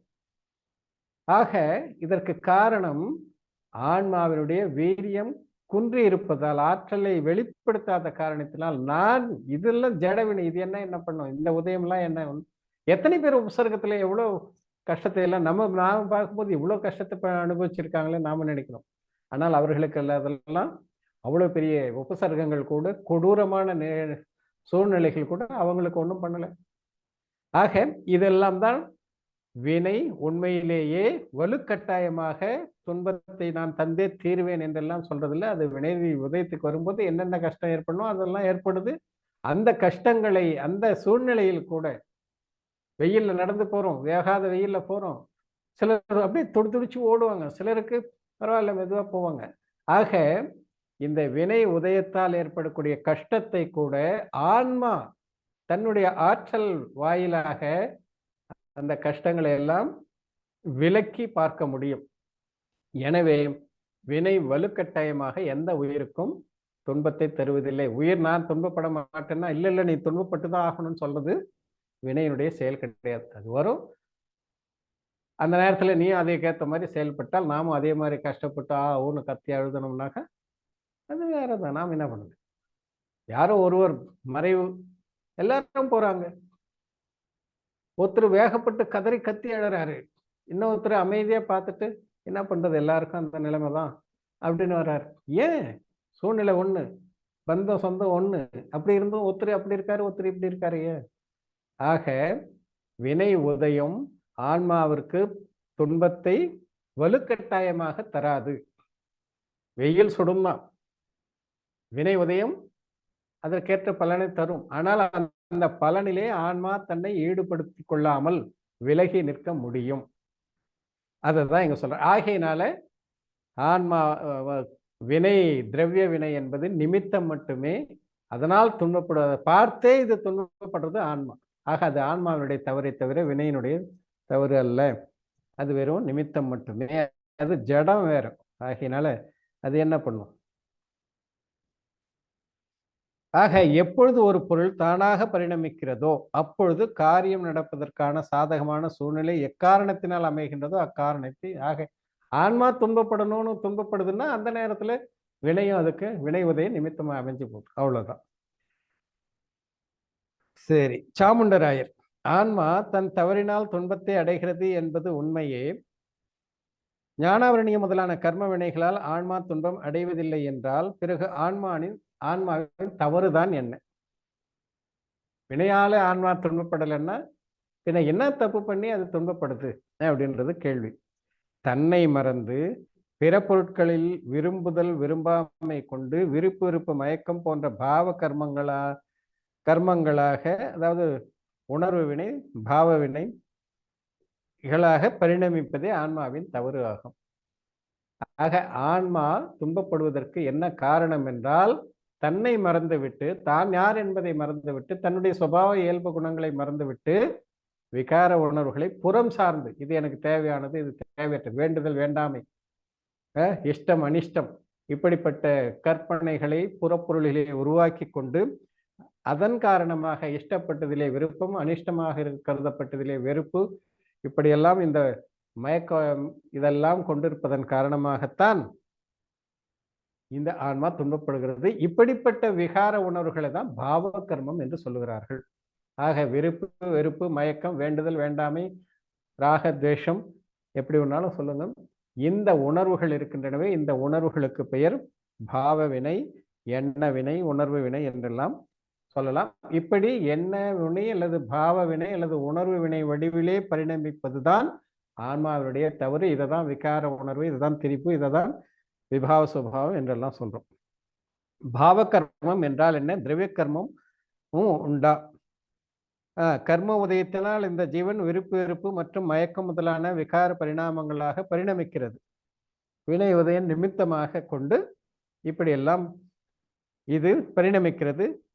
இதையே பாவ கர்மம் என்று கூறுகின்றோம். ஆக இதுதான் ஏற்கனவே சொன்னதுதான். அதுக்கு இந்த பாவ கர்ம வழியிலே பரிணமிப்பதற்கு வினை உதயம் ஒரு நிமித்தமாக அமைகிறது. வேர்ப்பதற்கு நிமித்தமாக இருப்பது வெயில். அதுதான் நாம இங்க புரிந்து கொள்ளணும். அதுபோல இங்க இந்த திரவிய வினை பாவ வினைக்கு காரணமாக அமைகிறது. போன்ற விகாரி பரிணாமங்கள் நிமித்த காரணத்தினால் புத்கல கார்மான வர்க்கணைகள் கர்ம வடிவில் ஆன்மாவில் பிணைந்து விடுகின்றன. இதையே திரவிய கர்மம் அல்லது பொருள் வினை என்கிறோம். ஆக திரவிய கர்மம் வந்து சேருவதற்கு ஆன்மாவுடைய பாவ வினை, எண்ண வினை அல்லது விகார உணர்வு காரணம், நிமித்த காரணம் தான் அதுவும். அதே போல திரவிய கர்மம் பாவ கர்மத்துக்கு நிமித்தம். திரவிய கர்மம் பாவ கர்மத்துக்கு நிமித்தம், பாவ கர்மம் திரவிய கர்மத்துக்கு நிமித்தம். ரெண்டுமே தானாக செயல்படக்கூடிய தகுதியை படைத்தவை. ஆக பாவ வினை என்பது ஆன்மாவினுடைய விகார உணர்வு. ஆன்மாவுடைய விகார உணர்வு ஆன்மா தன்னை மறந்ததால் ஏற்பட்டது. அதுதான் உண்மை காரணம். அந்த பாவ உணர்வு அல்லது பிரிவு உணர்வு அல்லது விகார உணர்வின் நிமித்தமாக வெளியில் இருக்கக்கூடிய புத்கல கார்மான அணுக்கள் அதற்கேற்ப வினை வடிவாக மாறி ஆன்மாவோடு ஒன்று விடுகிறது. அது திரவிய கர்மம், அது பொருள் வினை. ஆக அந்த திரவிய கர்மத்திற்கு ஆன்மாவுடைய விகார உணர்வு நிமித்தம். அந்த திரவிய கர்மம் கட்டிய பிறகு மீண்டும் அது உதயத்திற்கு வந்து ஆன்மாவிற்கு துன்பத்தை தருகிறது என்றால், அந்த ஆன்மா துன்பப்படுவது அது தன்னுடைய தவறினால், ஆனாலும் அதற்கு துணையாக நிமித்தமாக இந்த திரவிய கர்ம வினை உதயம் திகழ்கிறது. ஆக இப்படி திரவிய கர்மம் என்று சொல்லக்கூடிய ஜடவினை, இந்த ஜடவினை ஆன்மாவில் தோன்றுகின்ற விகார பாவங்களுக்கு நிமித்தமாக அமைகிறது. அதை தான் பாவ வினைன்னு சொல்றோம்.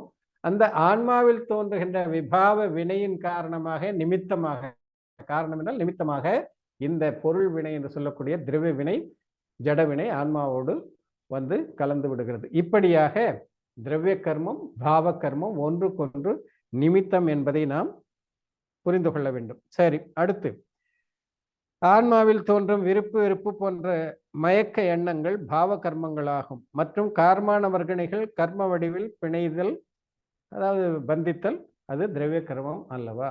அதான் திரவிய கர்மம்னா இது பாவ கர்மம். திரவிய கர்மம் ஜடவினை ஆன்மாவோடு ஒன்றுதல், பாவகர்மம் ஆன்மாவுடைய விகார பாவம். இதுதான் வினையை இரண்டாக பிரித்து திரவிய கர்மம் பாவ கர்மம் எண்ண வினை பொருள் வினை என்பதாக இங்க சொல்லியிருக்காங்க. எண்ண வினையை உணர்வு வினைன்னு சொல்லலாம். நேமிச்சந்திராச்சாரியர் எவை ஆன்மாவின் அணுஜீவி குணங்களை பாதிப்பதில் நிமித்தமாக அமைகின்றனவோ அவற்றை காத்தி கர்மங்கள் என்பர். எவை ஆன்மாவின் அணுஜீவி குணங்களை பாதிப்பதில் நிமித்தமாக அமைவதில்லையோ அவற்றை அகாதி கர்மங்கள் என்று கூறுகிறோம். இப்போ நாம் இந்த பாடத்துல முக்கியமா படிக்க வேண்டியது படிச்சுட்டோம். இப்ப வினைகளை பற்றி வரும். ஆக வினை என்பது ஒரு பிரிவு. அதை இரண்டாக சொல்லணும்னா திரவிய கர்மம் பாவ கர்மம் ஜடவினை நோக்கிலே ஆன்ம உணர்வின் விகார நிலை அடிப்படையில் இந்த இரண்டு பிரிவாக பிரிக்கிறாங்க. அதுக்கப்புறம் காதி வினை அகாதி வினை என்று இரண்டு பிரிவாக இப்படியும் வினையை பிரித்து சொல்லப்படுகிறது ஆகமங்கள்ல. காதி வினை என்றால் என்ன, அகாதி வினை என்றால் என்ன, அதுக்கு இங்க சொல்றார். அணுஜீவி குணங்களை, ஆன்மாவுடைய அணுஜீவி குணங்களை எது தாக்குகின்றனவோ, தாக்குன்றதில் பாதிப்பதற்கு நிமித்தமாக அமைகிறதோ, நிமித்தம் தான், அது போய் வேணும்னு போய் சுத்தி எடுத்து அடிக்கிறதெல்லாம் ஒண்ணும் கிடையாது. ஆக நிமித்தமாக இருக்கிறதோ அதை காத்தி வினை என்று சொல்லுகிறோம். இப்போ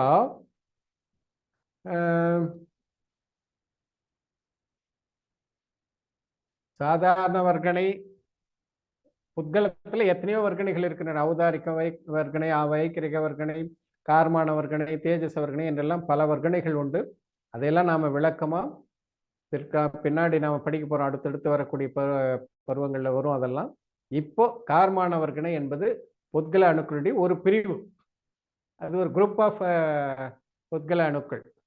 அதுதான் வினை வடிவில் மாறுது. மற்ற வர்க்கணைகள்லாம் வினை வடிவில் மாறுறது கிடையாது. கார்மான வர்க்கணை என்று சொல்லக்கூடிய புத்கல அணுக்களுடைய ஒரு தொகுப்பு, ஒரு குரூப் ஆஃப் த அந்த ஜட பொருட்கள் அணுக்கள், அதுதான் மாறுது. அதை மட்டும் இப்போ நாம பார்க்கலாம். இன்னும் அது போல நிறைய இருக்கு, எண்ணற்ற வர்க்கணைகள். வர்க்கணைனா குரூப். அந்த வர்க்கணைகளாக எவ்வளவோ இருக்கின்றன. அதை பத்தி நாம அப்புறம் பார்க்கலாம். இன்னைக்கு நாம் இந்த பாடத்தை நிறைவு செய்யணும். இந்த பாடத்துக்கு உண்டானதை பற்றி முக்கியமா பார்க்கலாம். ஆக இங்க காத்தி வினை என்றால் என்ன சொல்லியிருக்கார்? காத்தி வினைன்னா அணுஜீவி குணங்களை பாதிப்பது. அணுஜீவி குணம்னா என்ன? எது பந்த மோட்சத்திற்கு காரணமாக திகழ்கிறதோ, எந்த ஆன்மீக குணங்கள் ஞானம், தரிசனம், சாரித்திரம், வீரியம், சுகம், இதெல்லாம் ஆன்மாவினுடைய அணுஜீவி குணங்கள். இது திரிந்த நிலையில், இது விகாரத்தை அடைந்திருக்கும் வரை மோட்சம் கிடைக்காது. ஆக இப்படிப்பட்ட குணங்களை, ஆன்மாவிய குணங்களை நேரடியாக தாக்குறது இருக்குது, அந்த வினைகளுக்கு பெயர் காத்தி வினை. ஆக நேரடியாக தாக்குதலுக்கு நிமித்தமாக அமைகிறது அது காத்தி வினை. ஏன்னா இந்த காத்தி வினை இருக்கிற வரையில் நாம வினைகளில் என்று விடுபட முடியாது.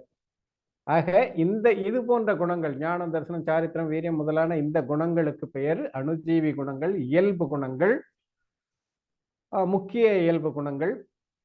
பிறவி அதாவது பந்த மோட்சத்திற்கு காரணமாகிய முக்கிய ஆன்ம அவனுடைய இயல்பு குணங்கள். இந்த குணங்களை எது தாக்குவதற்கு நிமித்தமாக இருக்கிறதோ அந்த வினைக்கு பேரு காத்தி வினை. இது அல்லாம எத்தனையோ குணங்கள் இருக்கு, அஸ்தித்வம், நாஸ்தித்வம், அதெல்லாம் அப்படிப்பட்ட ஆற்றல்கள் எவ்வளவு இருக்கு. அதனால பந்த மோட்சத்துக்கு ஒன்றும் பெருசா எந்த பாதிப்பும் கிடையாது. ஆக அப்படிப்பட்ட குணங்கள் கூட ஆன்மாவில் இருக்கு. அதே நேரத்தில் ஆன்மாவோடு சேர்ந்த உடல் முதலானவை இவற்றையெல்லாம் இன்டைரக்டா தாக்கும். உடலை தாக்கி ஆன்மாவுக்கு துன்பத்தை உண்டாக்குறது அது போன்ற வினைகள் இருக்கின்றனவே, அதுக்கு பேரு அகாத்தி வினை. இப்ப நாம காத்தி வினை, அகாத்தி வினை பற்றி நாம் விளக்கும் போது அது நமக்கு நல்லாவே புரியும். ஆக அது எப்படி இன்டைரக்டா தாக்குது, இது எப்படி டைரக்டா தாக்குது. ஆன்மாவினுடைய குணங்களை டைரக்டா தாக்குறது காத்தி வினை, இன்டைரக்டா தாக்குறது, மறைமுகமா தாக்குறது, வேறொரு கருவி கொண்டு தாக்குறது அது அகாத்தி வினை. அப்படியும் இதை நாம் புரிந்து கொள்ளலாம். அதே நேரத்தில் ஆன்மாவினுடைய இயல்பு குணங்களை தாக்குவது காத்தி வினை, மற்ற குணங்களை தாக்குவது அல்லது பாதிப்பு உள்ளாக்குவது அல்லது அதற்கு நிமித்தமாக அமைவது அது அகாத்தி வினை என்பதாக இதை இரண்டாக பிரித்து சொல்லியிருக்கிறார். அதுக்கப்புறம் ஞானத்தின் மீது ஆவரணம் மறைக்கும் செய்யும் கர்மத்தை ஞானாவரணம் என்றும், தரிசன குணம் மீது ஆவரணம் செய்யும் கர்மத்தை தரிசனாவரணம் என்றும் சொல்கிறோம் அல்லவா. அது இப்படி சொல்லியிருக்காரு. அதுக்கு ஆச்சாரியர் சொல்றார், அதாவது எப்பொழுது ஆன்மா தன் ஆன்ம குணங்களை தானாக பாதித்துக் கொள்கிறதோ, அதாவது தன் ஞான சக்தியை வெளிப்படுத்துவது இல்லையோ, அப்பொழுது ஆன்மாவின் ஞான குணம் மூடப்படுவது அல்லது மறைக்கப்படுவதற்கு எந்த கர்ம வினை நிமித்தமாக அமைகிறதோ அதையே ஞானாவரண கர்மம் என்று கூறுகிறோம். எல்லா இடத்துலயும் இந்த மாதிரி நாம புரிந்து கொள்ளணும். என்ன சொல்றாரு, ஆன்மா தன் ஆன்ம குணங்களை தானாக பாதித்துக் கொள்கிறதோ, ஞானாவரணம் முதலான குணங்களை தானே பாதிப்புக்குள்ளாக்கி கொள்கிறது. அது தன்னுடைய ஞானம்தான் என்னுடைய இயல்பு குணம் சுபாவம் என்று அறியாமல் ஜடம்தான் நான் நினைச்சுக்கிட்டு இருக்கு. அதனால அந்த ஞானம் பாதிக்கப்படுகிறது. ஆக இப்படி ஆன்மா தன் ஆன்ம குணங்களை தானாக பாதித்துக் கொள்கிறதோ, அதாவது தன் ஞான சக்தியை வெளிப்படுத்துவது இல்லையோ, எனக்கு இவ்வளவு ஆற்றல் இருக்கு அதை நான் கண்டுக்கிறதே கிடையாது, என்னுடைய ஞானத்திற்கு இவ்வளவு ஆற்றல் இருக்கு அதை கண்டுக்கிறதே. எத்தனையோ மாணவர்கள் கூட அப்படிலாம் இருக்குல்ல, ஒரு நல்ல சீக்கிரமா அறிவாற்றலை வெளிப்படுத்தி திறமையாகணும்னா சில பேர் அதை கண்டுக்கிறதே இல்லை. ஆக அப்படி அது காரணம் அவனுடைய அந்த ஆற்றலை வெளிப்படுத்தாது இருக்கிறது தான். ஆக தன் ஞான சக்தியை வெளிப்படுத்துவதில்லையோ அப்பொழுது ஆன்மாவின் ஞான குணம் மறைபடுவதற்கு எந்த கர்ம வினை நிமித்தமாக அமைகிறதோ அதற்கு பெயர் ஞானாவரணம். வலுக்கட்டாயமா அது மறைக்குதுன்னா அது இருக்கிறவர்களும் கேவல ஞானாவரணம் இருக்கிறவர்களும் கேவல ஞானமே வராது. அப்போ அது நான் தடுத்துட்டேன், நீ ஒன்றும் பண்ண முடியாது அப்படின்னு சொல்லிட்டு இருந்தா என்ன பண்ண முடியும்? கேவல ஞானாவரண வினையை கூட அழித்து நொறுக்கக்கூடிய ஆற்றல் ஆன்மாவுக்கு உண்டு. ஆகையினால ஆன்மா விழித்து கொண்டால் இதெல்லாம் எந்த தடையும் எந்த மறைப்பும் அங்க ஒன்றும் செல்லுபடியாகாது. ஆகையினால காரணம், முழு காரணம், மூல காரணம் ஆன்மாவுடைய குறைபாடுதான். அதே போல் எப்பொழுது ஆன்மா தானாகவே தன் தரிசன குணத்தை பார்த்து கொள்கிறதோ, தரிசன குணத்தை பாதித்துக் கொள்கிறதோ, அப்பொழுது அந்த தரிசன குணம் பாதிப்படைவதற்கு எந்த நாம கர்ம வினை நிமித்தமாக அமைகிறதோ அதையே தரிசனாவரண கர்மம் என்று கூறுவோம். இப்ப ஞானாவரணம் புரிஞ்சு போச்சுன்னா தரிசனாவரணம் அதே மாதிரிதான். தரிசன குணத்தை ஆன்மா பாதிப்புக்குள்ளாக்குறது. ஆக ஆன்மா தரிசன குணத்தை பாதிப்புக்குள்ளாக்குவதால் தரிசனாவரண கர்மம் அங்க உட்காந்துருது. அவ்வளவுதான். ஆக காரணம் நீதான், நாம தான். அவன் என்ன அப்படி பண்ணிட்டான் அப்படின்னா உனக்கு எங்கடா போச்சு புத்தின்னு கேட்கறாங்க இல்ல. அதே மாதிரி நம்முடைய புத்தி இல்லாததால் தான் ஏமாத்திட்டு போயிட்டான். ஆக ஏமாத்தினவன் பெரிய தவறுன்னு சொல்ல முடியாது. நம்முடைய அறிவின்மை தான் அங்க காரணம். எல்லாரும் ஏமாத்த முடியுதா அவனால? அந்த மாதிரிதான். ஞானாவரணியும் 5 விதமாகவும் தர்சனாவரணியும் 9 விதமாகவும் பிரிக்கப்பட்டு சொல்லப்படுகிறதாகும். ஞானாவரணி 5 விதம் எல்லாருக்கும் தெரிஞ்சதுதான். மத்தி ஞானாவரணம், தரிசனம், ஸ்ருத ஞானாவரணம், அவதி ஞானாவரணம், மனப்பிரிய ஞானாவரணம், கேவல ஞானாவரணம். அதே போல தர்சனாவரணி 9: சக்ஷு தரிசனம், அச்சக்ஷு தரிசனம், அவதி தரிசனம், கேவல தரிசனம், நித்ரா நித்ரா நித்ரா, பிரச்சலா பிரச்சலா பிரச்சா, ஸ்தானகிருதி என்று 9. இந்த பிரிவுகள்லாம் கேட்க மாட்டாங்க, நீங்க பயப்பட வேணாம். இதெல்லாம் ஞாபகம் வச்சிருக்க வேண்டிய அவசியம் இல்லை இப்போதைக்கு. ஆக இது 5, அது 9 பிரிவுகள். அப்படியானால் மோகனியம் என்பது, மோகனியம்னா என்ன? ஒரு ஜீவன் தன் இயல்பை மறந்து பிற பொருட்களை தனதாக எண்ணி சுரூபாச்சரணத்தில் விழிப்பில்லாமல் இருக்கும் பொழுது எந்த கர்ம உதயம் நிமித்தமாக அமைகிறதோ அதை மோகனிய கர்மம் என்று கூறுகிறோம். தன்னை மறந்து புறப்பொருட்களை தனதாக கருதுகிறது. அதாவது உடல் தான் நான், உயிர் நான் அல்ல, உடல் தான் நான் என்று கருதுவது.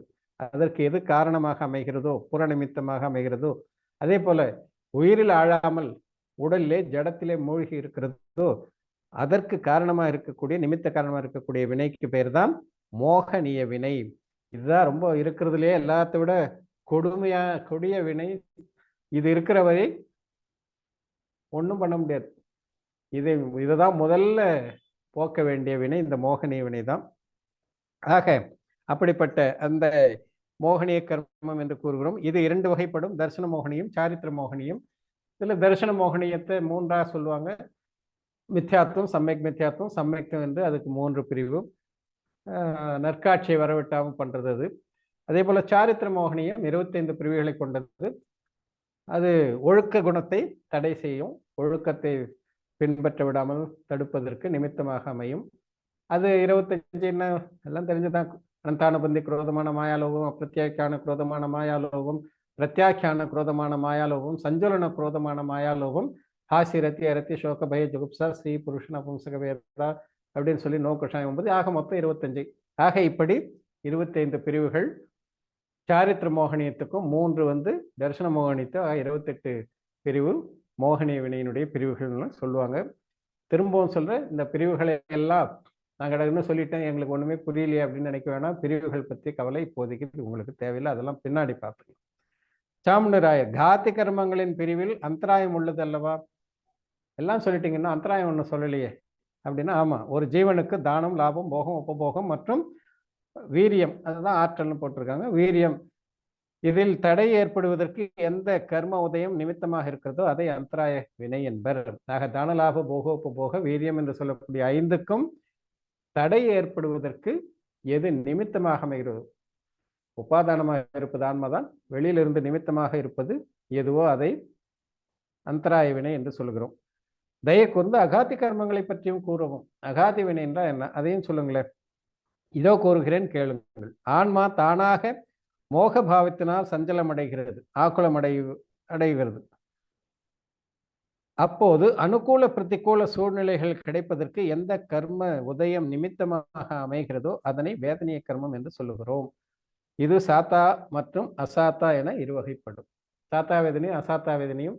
ஆன்மா சஞ்சலம் அடைகிறது மோகவினை காரணமாக. மோகவினை தான் மிக அதாவது அது இருக்கும் வரை ஆன்மா, அது இருக்கும் வரைனாக்க அதை ஒழிக்கக்கூடிய ஆற்றலும் ஆன்மாவுக்கு உண்டு. இருந்தாலும் அந்த மோகத்திலே, அந்த மோக மயக்க உணர்விலே சிக்கிக்கொண்ட ஆன்மா சஞ்சலம் அடையும் பொழுது அதுக்கு வேதனையம் சாத்தா வேதனை உதயத்தில் இருந்தனா அதுக்கு தேவையானதையெல்லாம் அங்கே அமைச்சு கொடுக்கும். அசாத்தா வேதனை உதயத்தில் இருக்குன்னா அப்போ அதுக்கு தேவையில்லாதது, எதனால் கஷ்டம் வரக்கூடியது, அப்படிப்பட்ட சூழ்நிலையை உருவாக்கும். ஆக இப்படி சாத்தா அசாத்தா வேதனியம் என்று சொல்லக்கூடிய 2 வேதனை வினையினுடைய 2 பிரிவுகள். அடுத்து, ஒரு ஜீவன் தன் தகுதி நிலையினால், அதாவது யோக்கியத்தை தகுதியால் நரக, விலங்கு, மனித அல்லது தேவ உடல்களில் தங்கி இருக்கிறது. அதற்கு எந்த கர்ம நிமித்தம் காரணமாக அமைகிறதோ அந்த கர்மத்தை ஆயுள் கர்மம் என்று கூறுகிறோம். நரக, விலங்கு, மனித மற்றும் தேவாயுள் என்று இது 4 பிரிவுகள். ஆக ஆயுவினை, ஆயுவினைனா என்ன? 4 கதிகளில் இந்த ஆன்மா ஏதாவது ஒரு கதியில அது போய் தங்கி இருக்கிறது. அதுக்கு பேர் தான் ஆயுள். எவ்வளவு நாளைக்கு இருக்கணுமோ அவ்வளவு நாளைக்கு. அதுல கூட ஆன்மாவுடைய தகுதி இருக்கணும். ஆன்மாவுக்கு அப்படிப்பட்ட தகுதி இருந்தாதான் அது அந்த இடத்துல போய் நிற்கும். தகுதி இல்லாத ஒரு பொருள் எப்படி இருக்க முடியும்? இப்ப கல்லுக்குள்ள தண்ணி போகுமா? தண்ணி ஊத்துனா கல்லுக்குள்ள இறங்குமா? ஏன்னா கல்லுக்குள்ள தண்ணி போகக்கூடிய தகுதி தண்ணிக்கு கிடையாது. ஆனால் பால்ல ஊத்துனா தண்ணி உள்ள போயிடும், பாலுக்குள்ள போயிடும்.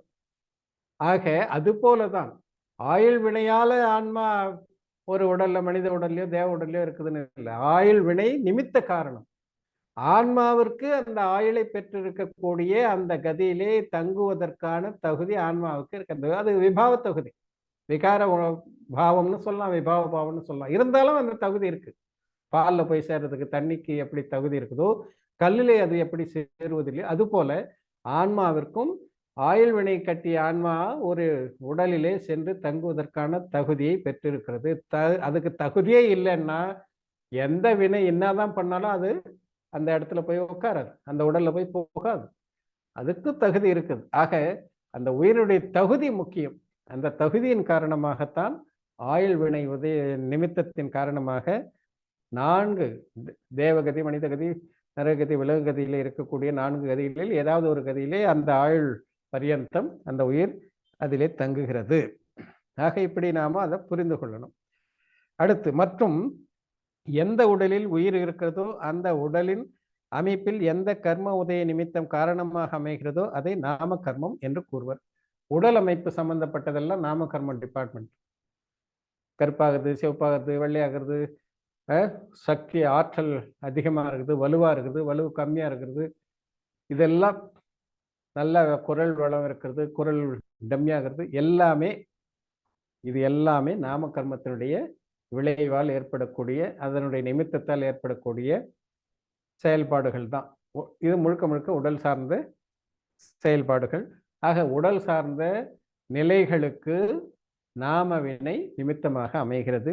இதுக்கு 93 பிரிவுகள். பொதுவாக சொல்லணும்னா சுபம் அசுபம் என்று 2ஆக இதை பிரிப்பார்கள். சுபநாம கர்மம், அசுபநாம கர்மம் என்று. ஆக இதனுடைய விரிவு 93. அதெல்லாம் அப்புறமா நாம பார்க்கலாம். உயர்ந்த மற்றும் தாழ்ந்த ஒழுக்கமுடைய குடும்பத்திலே அல்லது குலத்திலே பிறப்பதற்கு எந்த கர்ம உதயம் நிமித்தமாக அமைகிறதோ அதை கோத்திர கர்மம் என்று கூறுவர். அது 2 விதம்: உச்ச கோத்திரம், நீச்ச கோத்திரம். அது ஒருத்தர் பிறப்பாலேயே உயர்ந்தவர் சார்ந்தவரும் கிடையாது. ஒழுக்கத்தை வைத்துதான் உச்ச கோத்திரம், நீச்ச கோத்திரம் எல்லாமே. ஒழுக்கத்தை போற்றக்கூடிய ஒழுக்க சீலராக வாழ்வதற்கான எந்த குடும்ப சூழ்நிலை அல்லது கோத்திரத்திலே பிறக்கிறாரோ அதற்கு நிமித்தமாக அமைவது உச்ச கோத்திரம்.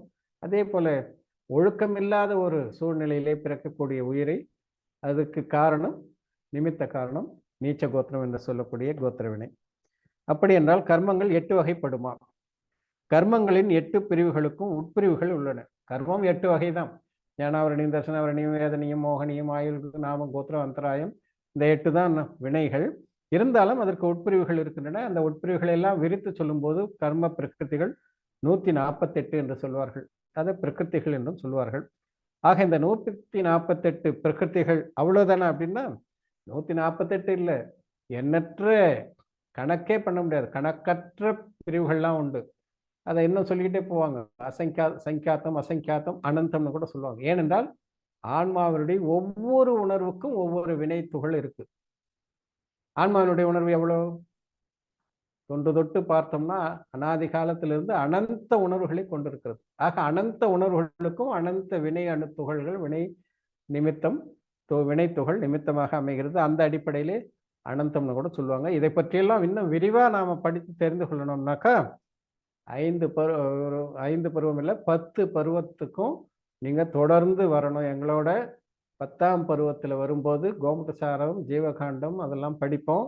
அப்போ இதை பற்றி விரிவாக நாம் தெரிந்து கொள்ள முடியும். ஆகையினால இப்பே தெரிஞ்சுக்கணும், எங்களுக்கு இப்பே புரிந்து கொள்ள வேண்டும் என்ற ஆர்வம் இருக்கிறது என்று கூறுபவர்கள் தாராளமா நீங்க கோமுகசாரம் போன்ற நூல்களை படித்து தெரிந்து கொள்ளலாம். இருந்தாலும் ஸ்டெப் பை ஸ்டெப்பா போனா நமக்கு எளிதில் அது புரியும் என்று கூறிக்கொண்டு, இப்படிப்பட்ட என் வினைகளுடைய செயல்பாடுகள் அது என்ன செய்யும் ஆன்மாவை, அது நிமித்தம் மட்டும்தான் என்று அதை அறிந்து கொண்டு வினையை கண்டு அஞ்சாமல் ஆன்ம உணர்வு, ஆன்ம ஆற்றலை எழுச்சி மிக்க ஆற்றலாக வெளிப்படுத்தி அந்த வினைகளை ஆன்மாவினின்றும் விலக்கி விடுபட வேண்டும், வீடு பேற்றை பெற வேண்டும் என்ற உயரிய நோக்கத்தோடு உங்களுக்கு ஒரு சின்ன ஒரு மைண்ட் மேப்.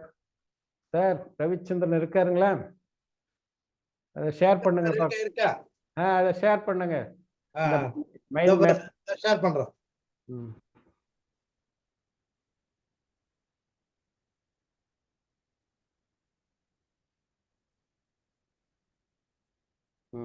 இப்போ நாம் படித்ததை ஒரே பக்கத்துக்குள்ள சாராம்சமாக அதை பாயிண்ட்ஸாக எழுதியிருக்கேன். சாராம்சம் சொல்கிறது இல்லை, பாயிண்ட்ஸாக எழுதியிருக்கேன். இது உங்களுக்கு பாடத்துக்கு சாராம்சத்தை எழுதுறதுக்கு உதவியாக இருக்கும். அதை ஞாபகத்தில் வச்சுக்கிறதுக்கும் இது உதவியாக இருக்கும். இப்போ பாருங்கள், வினைகள். ஆசிரியர் குறிப்பு: சித்தாந்த சக்கரவர்த்தி நேமிச்சந்திராச்சாரியர். காலம் சாமுண்டராயருடைய சமகாலம், 11ஆம் நூற்றாண்டினுடைய முற்பகுதி. இவர் படைப்புகள்: கோமடசாரம், ஜீவகாண்டம், கர்மகாண்டம், திரிலோகசாரம், லப்திசாரம், க்ஷபணசாரம். கோமடசாரம் ஷட்கண்டாகமத்தின் சாரமாகும். இதற்கு பஞ்சசங்கிரகம் என்ற மறுபெயரும் உண்டு. இதன் முக்கியமான உரை நூல்கள் 4 எல்லாம் நாம் ஏற்கனவே படிச்சிட்டோம். மந்த பிரபோதிகா, அபயச்சந்திராச்சாரியர் சம்ஸ்கிருத உரை.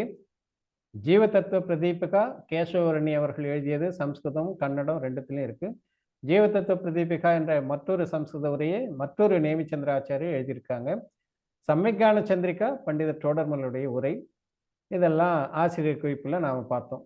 வினைகள் அப்படின்ற இந்த பாடத்தை பார்க்கும்போது வினை 2 விதம்: திரவிய கர்மம், பாவ கர்மம். அதுதான் திரவிய வினை, பாவ வினை அல்லது பொருள் வினை, எண்ண வினை அப்படின்னு சொல்லலாம். பாவ வினை விருப்பு வெறுப்பு மயக்கம் முதலான ஆன்ம விகார உணர்வுகள், திரிபு உணர்வுகள், அதுதான் பாவ வினைன்னு சொல்றோம். திரவிய வினை ஆன்மாவின் விகார உணர்வுகளுக்கு நிமித்தமாக இருக்கக்கூடிய பொதுக்கல வினை அணுக்கள், அதுதான் திரவிய வினை. பாவ வினைக்கு திரவிய வினை நிமித்தம், திரவிய வினைக்கு பாவ வினை நிமித்தம். இதெல்லாம் நம்ம படிச்சிட்டோம். ஆக காத்தி வினை, அகாத்தி வினைன்னு இதை 2ஆ பிரிக்கிறாங்க. ஆன்மாவின் அணுஜீவி குணங்களை தாக்குதல், நேரடியாக தாக்குறது, அது காத்தி வினை. பிரதிஜீவி குணங்கள் அல்லது ஆன்மாவுடைய குணங்களை மறைமுகமாக தாக்குவது வேறொரு துணை கொண்டு. இப்போ வேதனையும், ஆயுள், நாமம், கோத்திரம், இதெல்லாம் ஆயுள், மனித ஆயுள், மனித பிறவி, அதெல்லாம் அதை வைத்து ஆன்மாவை தாக்க, அது நேராக ஆன்ம குணங்களை தாக்குறது இல்லை. அது போல நாமம் உடலை வைத்து ஆன்மாவை தாக்குறது, அது நேரடி தாக்குதல் கிடையாது. கோத்திரம், உயர்ந்த கோத்திரம், தாழ்ந்த கோத்திரம், அதனால உயிருக்கு ஏதாவது பாதிப்புன்னா பாதிப்பில் இருந்தாலும் அதனால அந்த எண்ணங்கள், நான் இந்த மாதிரி இதுவாக இருக்கிறேன், நான் இந்த மாதிரி இது இருக்கிறேன், ஒழுக்கம் இல்லாத இருக்கிறேன், அந்த மாதிரியோ, அல்லது மற்றவர்கள் பாட்டு அவன் பாரு கொஞ்சம் கூட அவனுக்கு ஒழுக்கம் இல்லாத இருக்கிறான், இவ்வளோ கீழ்த்தரமாக நடந்துக்கிறான் அப்படின்னு அந்த மாதிரி தான் நேரடியாக ஆன்ம உணர்வுல அது பாதிப்பை ஏற்படுத்துறது இல்லை. ஆகியனால அது அகாத்தி வினைன்னு சொன்னாங்க. ஆனால் ஞானத்தை நேராக பாதிப்பதற்கு நிமித்தமாக இருப்பது ஞானாவரணியம் என்றும், தரிசன குணத்தை நேராக பாதிப்பதற்கு எது நிமித்தமோ அது தரிசனாவரணிய வினை என்றும், மோகனியம் நம்பிக்கையையும் ஒழுக்கத்தையும் பாதிப்பதற்கு எது நிமித்தமாக திகழ்கிறதோ அதை மோகனியம் என்றும், அதே போல தானலாப போகோபோக அந்த அந்தராயம், அது இந்த 5ஐயும் தானம், லாபம், போகம், உபபோகம், வீரியத்தை தடையை இடையூறு செய்வது, அதற்கு இடையூறு விளைவிப்பது, அதற்கு அந்த இடையூறுக்கு நிமித்தமாக இருப்பது, அது அந்தராயம் என்று இப்படி நாம் இந்த வினை சார்ந்த கருத்துக்களை படிச்சிட்டோம். இப்போ யாருக்குன்னா சந்தேகம் இருந்தால் கேட்கலாம்.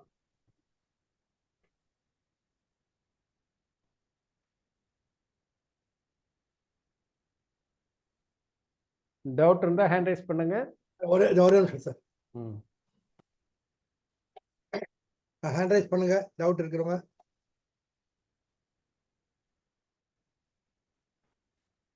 ஜனவாணி பாகுபலி நீங்க அன்மிட் பண்ணி கேட்கலாம்.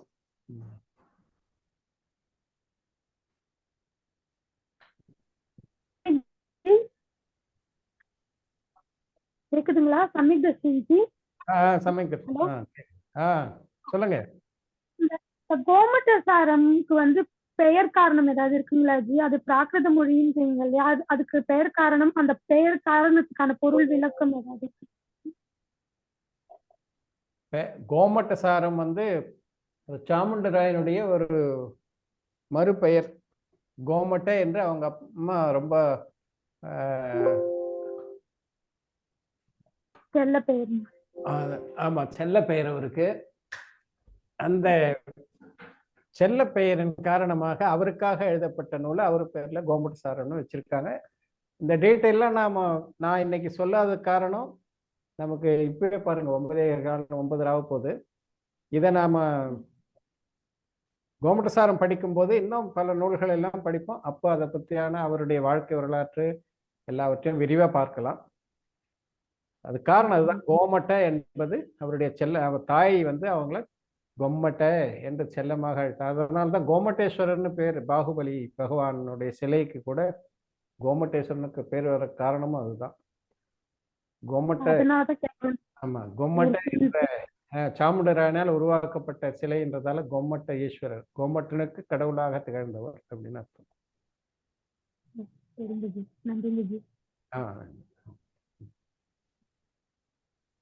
சார் வேற யாருக்கெல்லாம் டவுட் இருக்கு? நிர்மலா ராஜன், நீங்க அட்மிட் பண்ணுங்க.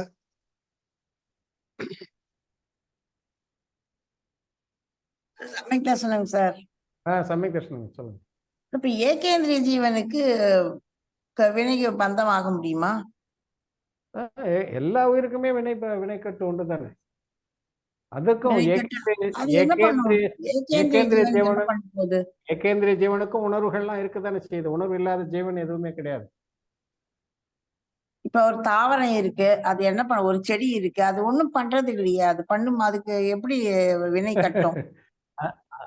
அதுக்கும் ஆகாரத்தை தேடி போகணும், உடல் தான் நான் நினைக்கும்.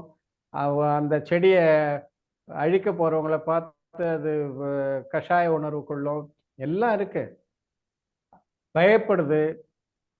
அதெல்லாம் ஜெகதீஷ் சந்திர போஸ் அதெல்லாம் நிரூபிச்சிருக்காரு. வெட்ட போறவனை பார்த்து துடிக்கிறது, அந்த இலையை கிழிக்கும்போது அதனுடைய செல்ஸ் அப்படியே துடிக்கிறதெல்லாம் காட்டுறாங்க. ஆக அதுதான் உணர்வு. இன்னும் சொல்ல போனீங்கன்னா அந்த தொட்டாசிலிங்கன்னு ஒண்ணு சொல்லுவாங்க, அதை போய் நீங்க கை வச்சு அப்படியே மூடிக்கும். ஏன் மூடுது? பயம். நம்ம யாரும் அடிக்க வராங்க அப்படின்ற உணர்வு அதுக்கு வருது. ஒரே ஆள் 4 தடவை தொட்டோம்னா அப்புறம் அது மூடாது.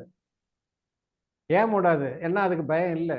இவர் தொடுறவர் நம்ம ஒன்றும் பண்ணலப்பா, சும்மா தான் தொடுறாரு அப்படின்றதால அது மூடாது. அது மேல பூச்சிலாம் போகுது, அப்போ மூடுறது கிடையாது. ஏன்னா அதுக்கு தெரியும் இதனால நமக்கு நம்ம உயிருக்கு ஆபத்து இல்லை அப்படின்னு அது உணருது. சொல்லதான் முடியாது, வெளிப்படுத்த தான் முடியாது, நம்மளால அதை புரிந்து கொள்ள முடியாது. ஆனால் எல்லா உயிருக்கும் உணர்வு இருக்கு. அந்த உணர்வு அந்த கஷாயத்துக்கு ஏற்ப அதற்கு வினை உதயம், வினைக்கட்டு எல்லாமே ஏற்படுதான். நீருடலி, நெருப்புடலி அதெல்லாம் எப்படிங்க சார்? எல்லாத்துக்குமே அப்படிதான், எல்லாம் அப்படிதான். அதெல்லாம் எப்படி அப்படின்னு நாம தெரிந்து கொள்ளணும் அப்படின்னாக்க கேவலி ஆக வேண்டியதான் சீக்கிரமா. கேவலி தரிசனம் தான் தெரிஞ்சுக்கலாம்.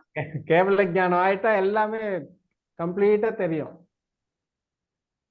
ஆகையினால நிகோத உடல், ஒரு சுவாசத்துல 18 முறை செத்து பிறக்கிற அந்த உயிருக்கும் அந்த உணர்வுகள்லாம் இருக்கு. நீருடலி, நெருப்புடலி, காற்றுடலி, மண்ணுடலி எல்லாத்துக்கும் அந்த உணர்வுகள் இருக்கதான் செய்யுது. எல்லாத்தையுமே நம்ம இந்த சிற்றறிவு வைத்து கொண்டு நெருப்புக்கு எப்படி இருக்கும் அப்படின்லாம் நாம போய் ஆராய்ச்சி பண்ண முடியாது. தாவரத்துக்கு பார்க்குறோம், தெரியுது நமக்கு. அந்த மாதிரி ஒவ்வொரு சூட்சும உயிர், எவ்வளோ உயிர், நிகோத உயிர்லாம் இருக்கு. இதர நிகோதத்துல காத்துல கண்ணுக்கு தெரியாத கிருமிகள்லாம், இப்ப எவ்வளவு மூச்சு விடுறதுலயே எவ்வளவு கிருமிகள்லாம் இருக்குன்னுலாம் மைக்ரோஸ்காப் வச்சு காட்டுறாங்கல்ல. அந்த கிருமிகள்லாம், பாக்டீரியாஸ்லாம் நமக்கு தெரியுதான்னா, ஆனா அது துடிக்கிறது, வளையிறது, நெளியறதுலாம் இருக்குது இல்லை. அதுபோல நெருப்பை உடலாக உடைய உயிர்களுக்கும் அந்த மாதிரி எல்லாம் இருக்கும். அது நமக்கு தெரியல. அதெல்லாம் சிலதெல்லாம் பின்னாடி கவுண்ட் சாரத்துல கூட சிலதெல்லாம் சொல்ல போறாங்க. அப்ப கூட நாம அதை பத்தி பார்க்கலாம். ஆக எல்லா உயிருக்குமே இருக்கு. அது நம்ம கண்ணுக்கு தெரியல, நம்முடைய அறிவுக்கு அதை விளக்கி சொல்லக்கூடிய அளவுக்கு நமக்கு அந்த அளவுக்கு ஞானம் இல்லை. இருந்தாலும் தாவரமும் இதுக்கெல்லாம் சொன்ன நீங்க ஆப்பிரிக்காவில் போனீங்கன்னாக்கா சொல்றாங்க, அங்க சில காடுகள் இருக்கு, அமேசான் காடுகள். அங்க போனாக்க மனுஷனுடைய ரத்தத்தையே குடிக்கக்கூடிய தாவரங்கள்லாம் இருக்குன்னு சொல்றாங்க. அதுக்கு எப்படி தெரியுது?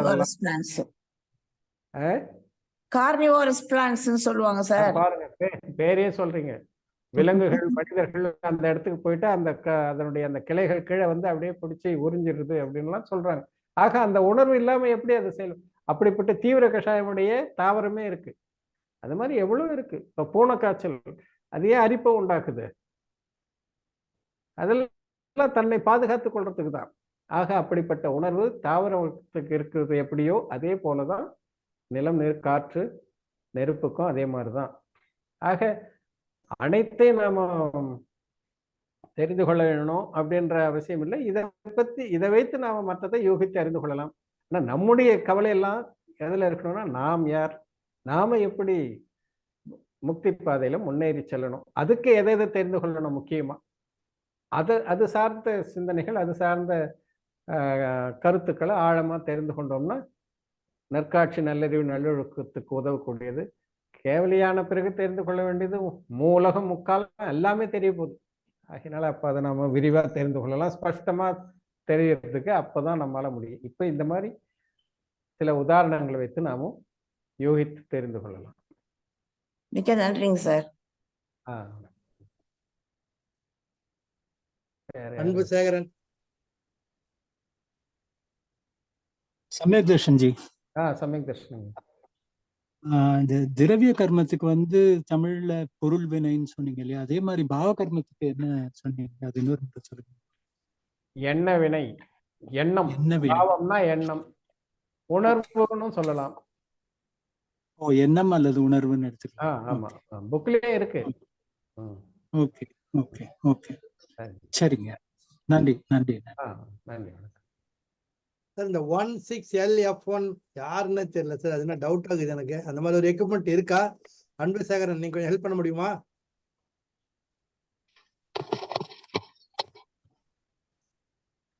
பாக்குறேங்க. 16LF1 BCQ அப்படின்னு இருக்கு, அது மட்டும் வருது. இல்ல ஏதாவது லேப்டாப் எல்லையாவது பண்றாங்களா தெரியல. லேப்டாப்லாம் அந்த மாதிரி வருமா? இல்ல, அது ஏதோ டிவைஸ் நேம் தான் அது. இது வேற யாராவது ஜாயின் பண்ணிக்கிறாங்களான்ட்டு ஒரு டவுட் வருது, வேற ஒண்ணும் இல்ல. கரெக்ட்டுங்க. சரி, அடுத்து வேற யாராவது சந்தேகங்க? சரிங்க சார், நாம அந்த மதிப்பு மார்க் ஷீட்டு, அப்புறம் அந்த அது ஒன்று கேட்டாங்க தினவாணி பாகுபலி. இதை ஷேர் பண்றேன் சார், ஒரு நிமிஷம். அதை ஷேர் பண்ணுங்க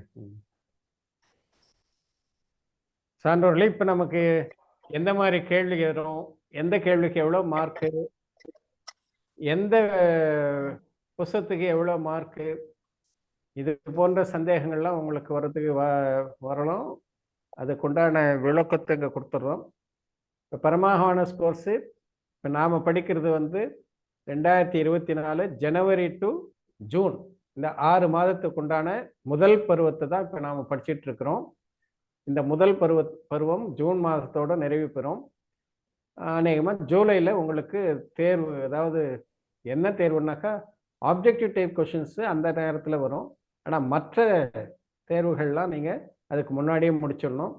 இதில் என்ன விதமான வினாத்தாள் இருக்கும் அப்படின்னு பார்த்தீங்கன்னா, முதல்ல வந்து வாய்மொழி தேர்வு அப்படின்னு ஒன்று வைக்கிறாங்க. அது மொத்தம் 3 பேப்பர். அதை முதல்ல நாம் தெரிஞ்சுக்கோம். 3 வினாத்தாள்கள் 3 விதமாக இருக்கும். 3 வினாத்தாள்களில் வாய்மொழி தேர்வு என்பது 10 10 10, ஒரு வினாத்தாளுக்கு 10, அந்த மாதிரி 3 வினாத்தாளுக்கு 30 மார்க். அதை 2ஆக ஸ்பிளிட் பண்ணிடுறாங்க, 15 15 என்று. அதில் அந்த 15, முதல் 15 என்பது நீங்க இந்த பாடத்தை புரிந்து கொண்டீங்களா இல்லையா என்பதற்கான வாய்மொழி தேர்வு. இன்னொன்று, நீங்க பாடத்தோட சாராம்சத்தை சொல்ல முடியுதா இல்லையா.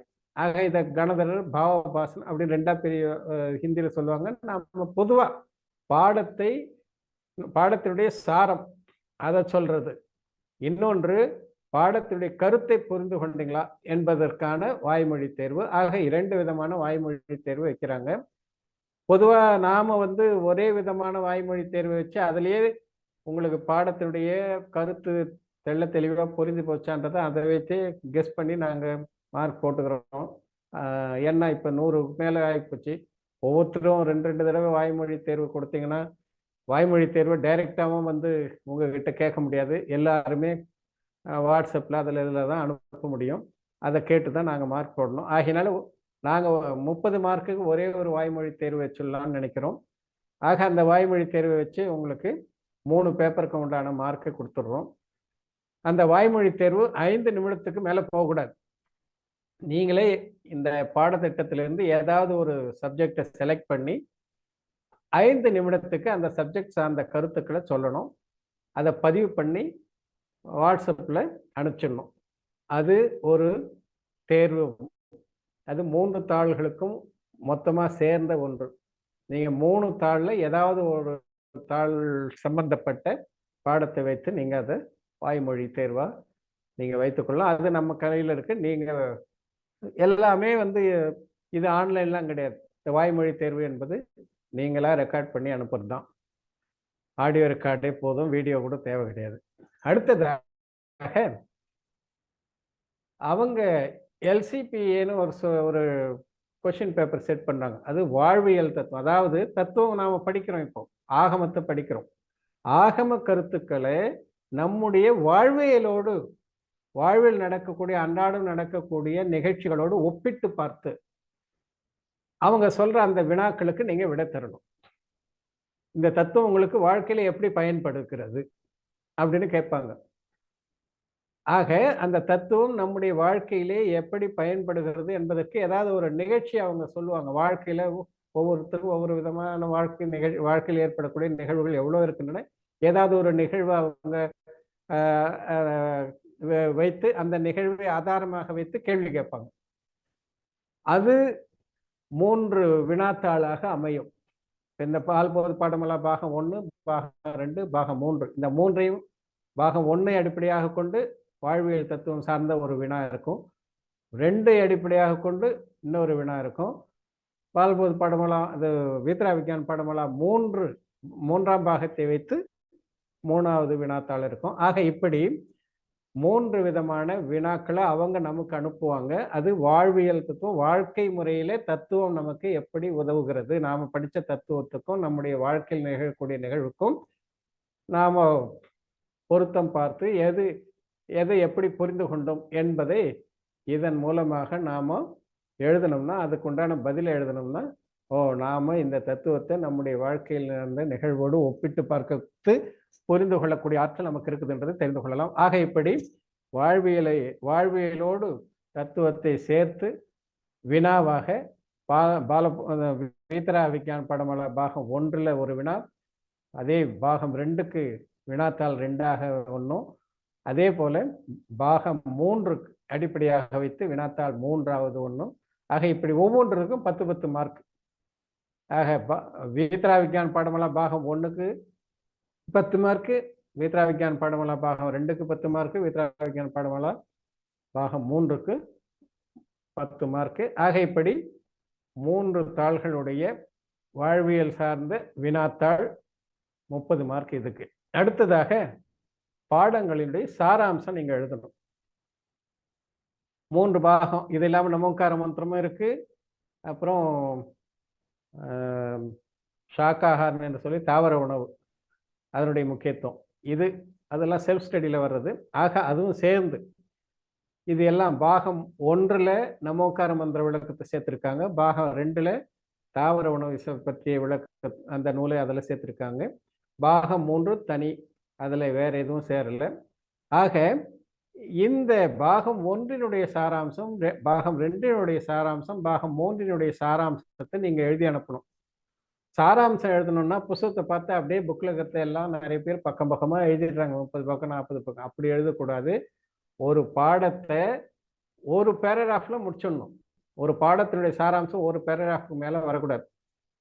அதே மாதிரி ஒரு வீத்ரா விஞ்ஞான பாடமாலையில் 8 பாடம் இருக்கு. அதாவது ஒரு முதல் பாகத்தில் 8 பாடம் இருக்குதுனாக்கா அந்த 8 பாகத்தையும் 8 பேராகிராஃப் ஒரு 4 பக்கத்துக்கு மிகாமல் எழுதணும். எக்கச்சக்கமாலாம் எழுத வேண்டிய அவசியம் கிடையாது. அந்த 4 பக்கத்தில் ஒரு பக்கத்துக்கு 4 பேராகிராஃப்னா 4 பக்கத்துக்கு நாங்கள் 16 பேராகிராஃப் அதுவே ஆயிடுது. ஆக அதுபோல் இல்லை, ஒரு பக்கத்தில் 2 பேராகிராஃப் 3 பேராகிராஃப் எப்படி எழுதுறீங்களோ 4 பக்கத்தை விட அதிகமாக போகாமல் ஒரு சாராம்சம், பாகம் 1னுடைய சாராம்சம் 4 பக்கம், பாகம் 2னுடைய சாராம்சம் 4 பக்கம், பாகம் 3னுடைய சாராம்சம் 4 பக்கம்.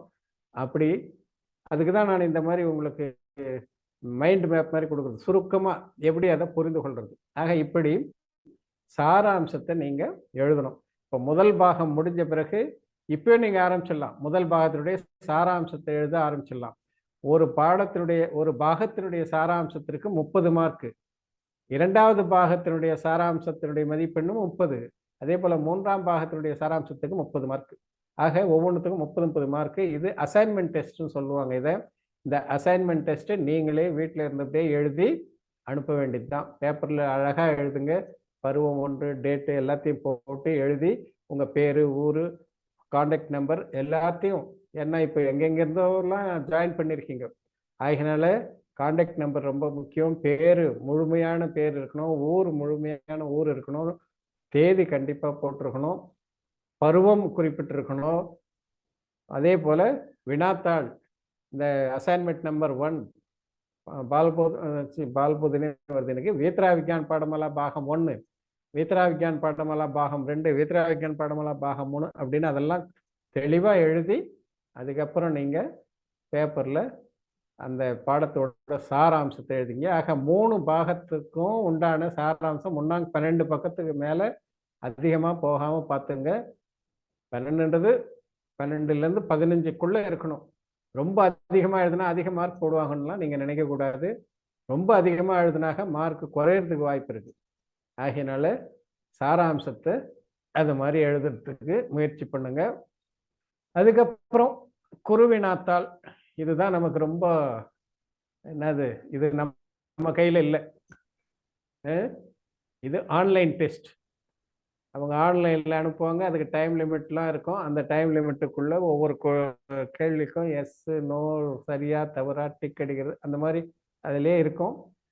எல்லாம் நீங்கள் முடிச்சிட்டிங்கனாக்கா அதுவே மார்க் எவ்வளோ வாங்கியிருக்கீங்கன்னா அதுலேயே வந்துடும் எல்லாமே. ஆக அது 50 மார்க். ஒவ்வொரு பேப்பருக்கும் 50 மார்க்கு.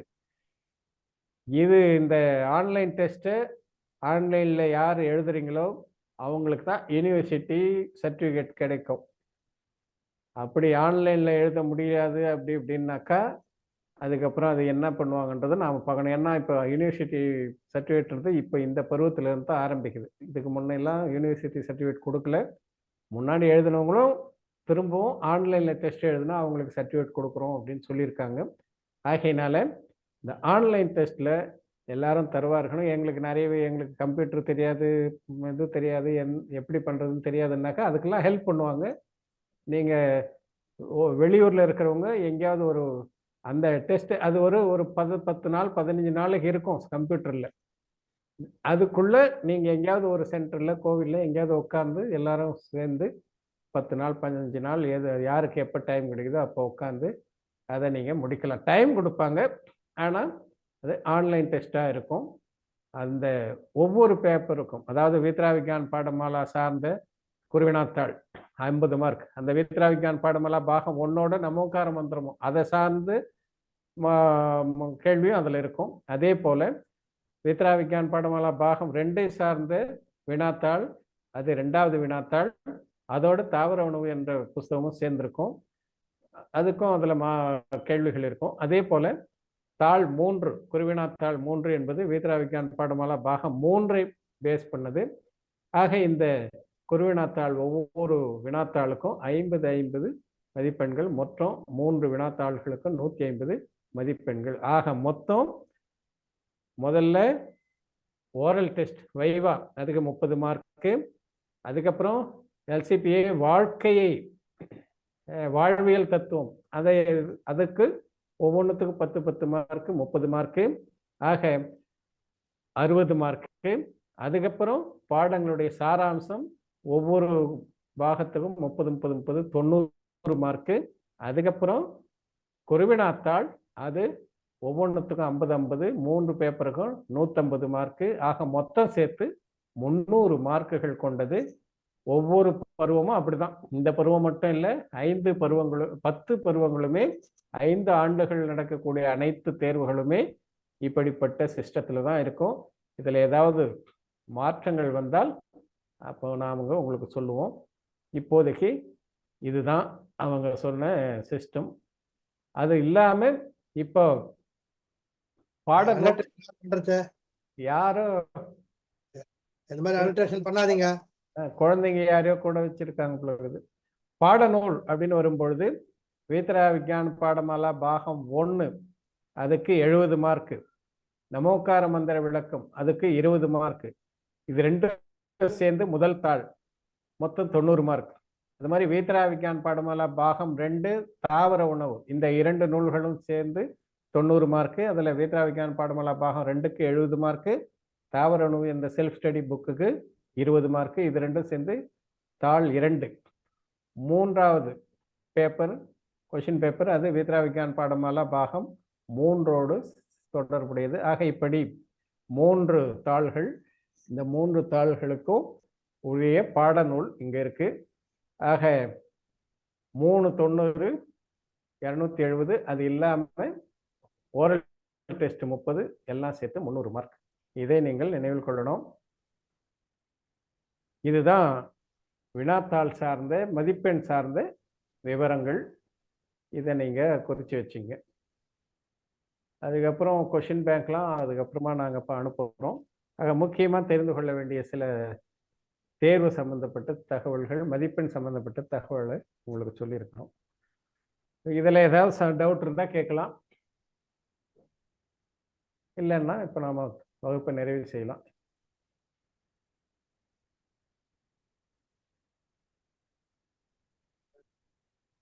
யாருக்கா டவுட் இல்லைங்களா? இந்த போன்ல கேளுங்க. சரி, பாகுபலி சரிங்க.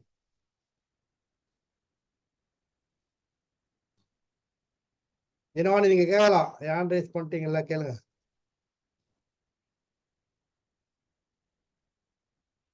தினவாணி பாகுபலி அன்மியூட் பண்ணலாம்.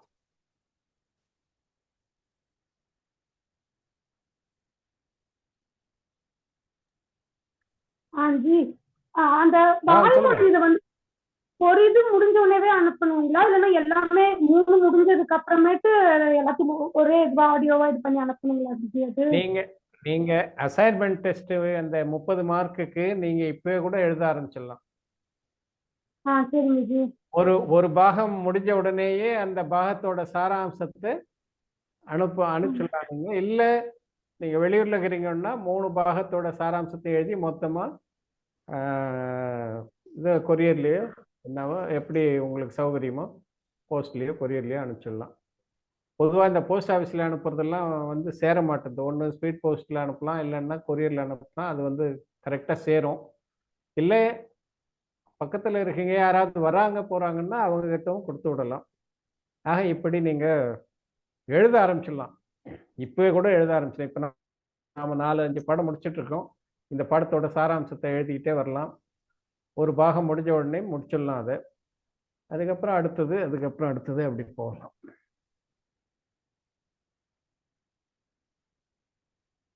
அது யாரோ குடன்ட் அன்மியூட் போடுறாங்க. பாகுபலி தினவாணி நீங்க அன்மியூட் பண்ணுங்க. ஆமாங்க சார். இப்போ நம்ம அது வந்து நம்ம இது ஆன்லைன்ல இதுவா அனுப்ப முடியாதா சார்? அந்த பிடிஎஃப் ஃபார்மேட்டா அந்த மாதிரி எடுத்து அனுப்பலாங்களா, இல்லைன்னா இது பிசிக்கலா உங்க கை பேப்பர் வர மாதிரி தான் அனுப்பணுங்களா? பிசிக்கலா நீங்க ஆன்சர் ஷீட் அனுப்பிச்சாதான் எங்களால அதை கரெக்ஷன் பண்ண முடியும். பிடிஎஃப் பண்ணி அனுப்பிச்சிங்கன்னா எங்களால் அதை ஓப்பன் பண்ணி மொபைலில் பார்த்தோ இல்லை சிஸ்டத்தில் பார்த்தோ கரெக்ஷன் பண்ணுறதுக்கு கொஞ்சம் பேர், நான் ஒரு 10 பேர் 5 பேருன்னா அந்த மாதிரி நாங்கள் பண்ணிட்டு இருந்தோம். இப்போ 100 பேருக்கு மேலே போகிறதால சிஸ்டத்துலேயோ மொபைல்லையோ பார்த்து பண்ணோம்னா ரொம்ப கஷ்டமாயிடும். அதனால பேப்பரில் எழுதி நீங்கள் அனுப்புறது தான் பெட்டராக இருக்கும். சில நேரத்தில் என்ன ஆயிடுதுனாக்கா அந்த ஸ்கேன் பண்ணுறது சரியாக பண்ணாத விட்டுறாங்க, ஒரு பக்கம் கட் ஆகிடுது, மேலே இது தெரிய மாட்டேது, கொஷின் நம்பர் தெரிய மாட்டேது, அப்படிலாம் ஆயிடுது ஸ்கேன் பண்ணுறது. அதனால மேனுவலாக அனுப்பிச்சிட்டா ரொம்ப திருத்துறவங்களுக்கு ரொம்ப அது கொஞ்சம் யூஸ்ஃபுல்லாக இருக்கும். கொஞ்சம் சிரமப்படாமல் பண்ணுவோம். அதுதான்.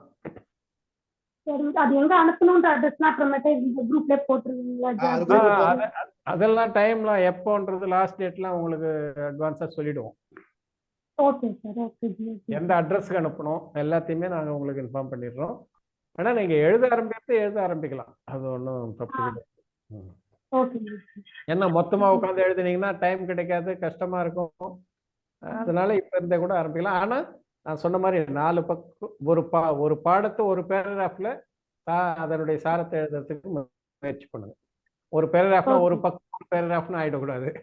ஒரு 10 வரி 8 வரி 10 வரி அதுக்குள்ள முடிக்கிற மாதிரி பாருங்க. நன்றி. நன்றி. எல்லாருமே கையில எழுதி அனுப்புங்க, யாரும் மொபைல்லயோ இதுலயோ அனுப்பாதீங்க. சாருக்கு ரொம்ப டாஸ்க் அதிகமாயிடும். நீங்க கையில எழுதி அனுப்புங்க. அது அவர்கிட்ட மொபைல்லாம் இது லேப்டாப்லாம் இல்லை, அதெல்லாம் ஓப்பன் பண்ணி பார்க்க முடியாது. மொபைல்ல பார்த்து கண்ணு வலிக்கும். அதுக்கெல்லாம் தயவு செய்து எல்லாருமே எழுதி அனுப்புங்க. அது இன்னொன்னு என்னன்னு பாத்தீங்கன்னா, இதுல அவங்க சில நேரம் எவிடன்ஸ் கேட்கறாங்க. எழுதுனத ஸ்கிரிப்ட் அனுப்புங்க, பாம்பேக்கு அனுப்புங்க அப்படின்றாங்க. இப்போ யூனிவர்சிட்டி டிகிரி சர்டிபிகேட் கொடுக்குது அப்படின்ற போது அவங்க எவிடன்ஸ் கேட்டாங்கன்னா நாம அனுப்பணும். அதனாலையும் நீங்க மேனுவலா அனுப்பிச்சாதான் அந்த பேப்பரை நாங்க அவங்களுக்கு அனுப்ப முடியும்.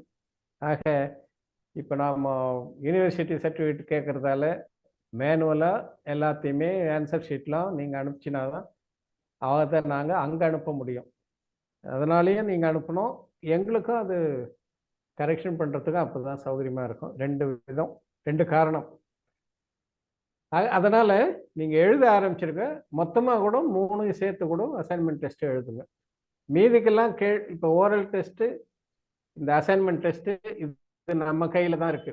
நாம எப்போ வேணாலும் முடிச்சு கம்ப்ளீட் பண்ணிடலாம். ஆனால் கொஷின் பேப்பர் மட்டும் வாழ்க்கை தத்துவத்துக்கு அவங்க அனுப்புவாங்க கொஷின் பேப்பர். அதே மாதிரி இந்த குருவினாத்தால் ஆப்ஜெக்டிவ் டைப் கொஷின் பேப்பர் அவங்க அனுப்புவாங்க. அதுக்கு நாம வெயிட் பண்ணணும். அவங்க அனுப்பிச்ச பிறகுதான் அதை நாம பண்ண முடியும். ஆனா இந்த அசைன்மெண்ட் டெஸ்ட் நீங்க பாடம் முடிய எழுதிடலாம். ஓரல் டெஸ்ட்டும் 2 பாதி முடிஞ்ச பிறகு நீங்க எது உங்களுக்கு சௌகரியமா இருக்கோ அந்த பாடத்தை வச்சு ஒரு 5 நிமிஷம் பேசி வாய்ஸ் மெசேஜை எங்களுக்கு அனுப்பலாம். வேற யாரும் நீங்களே அட்மிட் பண்ணி கேட்கலாம். பார்த்து பண்ணோம்னா ரொம்ப கஷ்டம். சமயதேசன் அங்கிள். சமயதேசன் அங்கிள், நாங்க ஆன்லைன்ல யூஎஸ்ல இருக்கிறதால ஆன்லைன்ல சப்மிட் பண்ண முடியுமா அந்த சாராம்சத்தை? இல்ல ஆன்லைன் ஏதாவது லிங்க் இருக்கா? இல்ல நாங்க போஸ்டர்ல தான் அனுப்ப முடியுமா? வெளிநாட்டுல இருக்கிறவங்களுக்கு மட்டும் எக்ஸம்ஷன். ஏன்னா அவங்க நீங்க எல்லாம் அனுப்ப முடியாது. அதனால அந்த 4-5 பேரை மட்டும் நீங்க இதுலயே ஆன்லைன்ல அனுப்பிச்சுங்க, மெயிலையோ அல்லது வாட்ஸ்அப்லயோ அனுப்பிச்சிடுங்க. அதை நாங்க பிரிண்ட் அவுட் எடுத்துக்கிறோம். ஆனா எல்லாரும் அந்த மாதிரி அனுப்பிச்சாக்கா எங்களால முடியாது, நேரமும் இல்லை. கண்டிப்பா அதுக்காக யுஎஸ், கனடா, குவைத் இங்கிருந்து யாரெல்லாம் இதுல சேர்ந்துருக்கீங்களோ அவங்க எல்லாம் ஆன்லைன்லயே அனுப்பலாம். ஓகே, அதை டைப் பண்ணி நாங்க போட்டோ எடுத்து வாட்ஸ்அப்ல ரவிச்சந்திரன் சாருக்கா யாருக்காவது அனுப்பிச்சிடுறோம். ரவிச்சந்திரன் சாருக்கா உங்களுக்கு அது நாங்க சொல்றோம் யாருக்கு அனுப்பணும்ன்றத சொல்லுவோம். அப்ப நீங்க அவங்களுக்கு அந்த நம்பருக்கு அனுப்பிச்சிடுங்க. ஓகே. அப்ப இந்த ஓகே, அந்த சாராம்சம் அப்ப பாடம் 1 இருக்கு, நமக்கார மந்திரம். அப்ப நாங்க எழுத ஆரம்பிச்சிடலாம்ல அங்கிள்? அது வெயிட் பண்ணாதீங்க. நமக்கார மந்திரம் இந்த இதுல 4-5 பாடம் இப்ப முடிஞ்சிருக்கு. அதனுடைய சாராம்சம்லாம் டைம் இருக்கும்போது நீங்க எழுதி வச்சுக்கலாம். Okay okay. ஏன்னா மொத்தமா உட்கார்ந்து எழுதுனீங்கன்னா டைம் இருக்காது, அப்புறம் கஷ்டமாவும் இருக்கும். ரைட். மொத்தமா எழுத கஷ்டமாவும் இருக்கும். அதனால இப்ப இருந்தே ஆரம்பிச்சிடலாம். ஓகே. அந்த ஆன்லைன் டெஸ்ட் இப்ப ஜூலைல டிராவல் எங்காவது பண்றோம் அந்த மாதிரி ஆன்லைன். இப்ப நீங்க அந்த 30 மார்க் அந்த இந்த கொஸ்டின்லாம் இருக்குல்ல அங்கிள், அதுக்குதான் ஒரு 10-15 நாள் டைம் கொடுப்பாங்க. ஓகே சரி. ஓகே, அதுக்கு உள்ள போயிட்டீங்கன்னா 1 மணி நேரம் 2 மணி நேரம் தான் வேலை. அதுக்கு நேரம் கிடையாது. அதனால அந்த டைம் பீரியடுக்குள்ள நீங்க எப்போ என்னைக்கு வேணாலும் ஓபன் பண்ணி பண்ணிக்கலாம். ஓகே ஓகே, ரொம்ப நன்றி, thanks. Objective fill in the blanks, true or false அப்படிதான் இருக்கும். Okay, choose odd man out அந்த மாதிரி தான் இருக்கும். Okay okay. டைம்ல கேட்டேன். அது 10-15 நாள் டைம் கொடுப்பாங்க. ஓகே, ஏதோ டிராவல் எங்க பண்ற மாதிரி இருந்தது. ஓகே, ஒரே நாள்ல எல்லாம் பண்ணணும்னு சொல்ல மாட்டாங்க, அந்த டைம் இருக்கும். ஓகே, பின்னாடி விளக்கமா சொல்றேங்க. ஓகே, கண்டிப்பா. Thanks sir, thank you. Okay.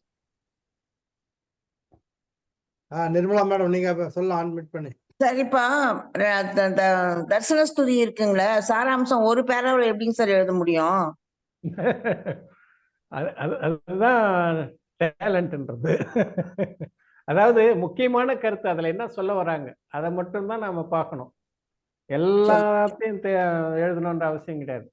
அங்கே நான் ஒன்றா ஒரு உதாரணத்துக்கு சொல்கிறேன். நான் இப்போ அதில் என்ன சொல்லியிருக்காரு, அந்த நீங்கள் பாடலை பார்க்காதீங்க, பொருளை பாருங்க. அங்கே சொல்ல வருதுன்னா நீங்கள் விருப்பெருப்பில் அற்றவர்கள், அதுதான் முழுதுண ஞானி, விருப்பெருப்பற்றவர்கள், அனந்த ஞானம் அனந்த தசனந்த வீரியத்தை பெற்றிருக்கிறீர்கள். நான் என்னை அறியாத காரணத்தினால் நான் துன்பத்தில் ஆளாகி இருக்கிறேன். என்னுடைய துன்பங்கள்லாம் நான் இந்த 4 கதியிலெல்லாம் சுற்றிக்கிட்டு இருக்கிறேன். உங்களுடைய சேர்க்கையால் உங்களை நான் தரிசித்ததன் காரணமாக நான் என்னை அறிந்து கொள்வதற்கான வாய்ப்பு உருவாயிற்று. நீங்கள் சென்ற அந்த வழியிலே நானும் பயணித்தால் நானும் உங்களைப் போல் ஆக முடியும். நான் இதுவரையிலும் எவ்வளோ கஷ்டமெல்லாம் பட்டிருக்கிறேன்.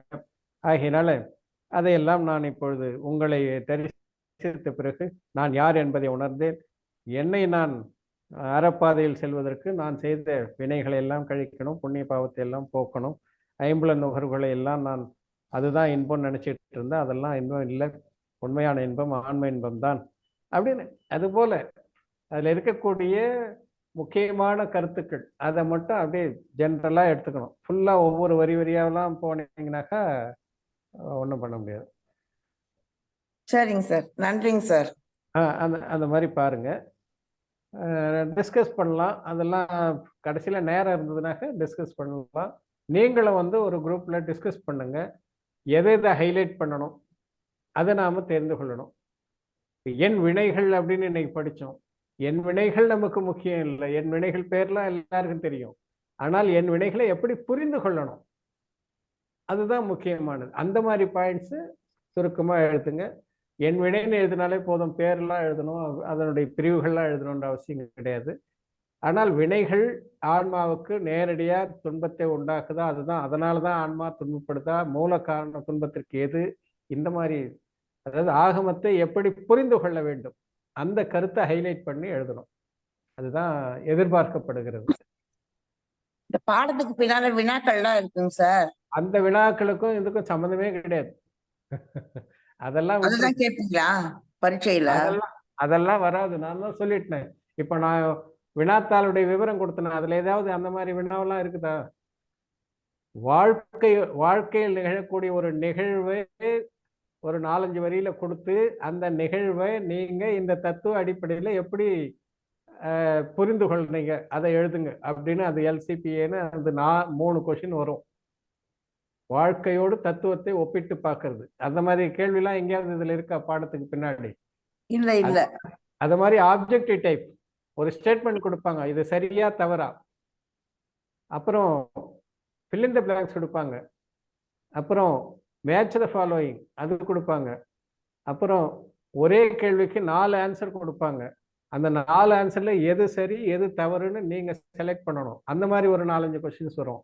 ஆக இப்படி ஆப்ஜெக்டிவ் டைப்ல 4 விதமான கேள்விகள் வரும். அந்த மாதிரி கேள்விலாம் இந்த புக்ல எங்கேயுமே கிடையாது உங்களுக்கு. அதுதான் பரமாகம் ஹானர்ஸ் கோர்ஸ். அதுதான் நான் முதல்லயே சொன்னேன் பாருங்க, இது ஸ்டேட் கவர்மெண்ட். அப்பெல்லாம் நாங்க அப்படி சொல்றது உண்டு. ஸ்டேட் கவர்மெண்ட்ல அப்படியே கொஸ்டின்ஸ் புக்ல இருக்கிற கொஸ்டின் அப்படியே எடுத்து கொடுப்பாங்க. நம்பர் மேத்ஸ்ல நம்பரை கூட மாற்ற மாட்டாங்க அப்படின்வாங்க.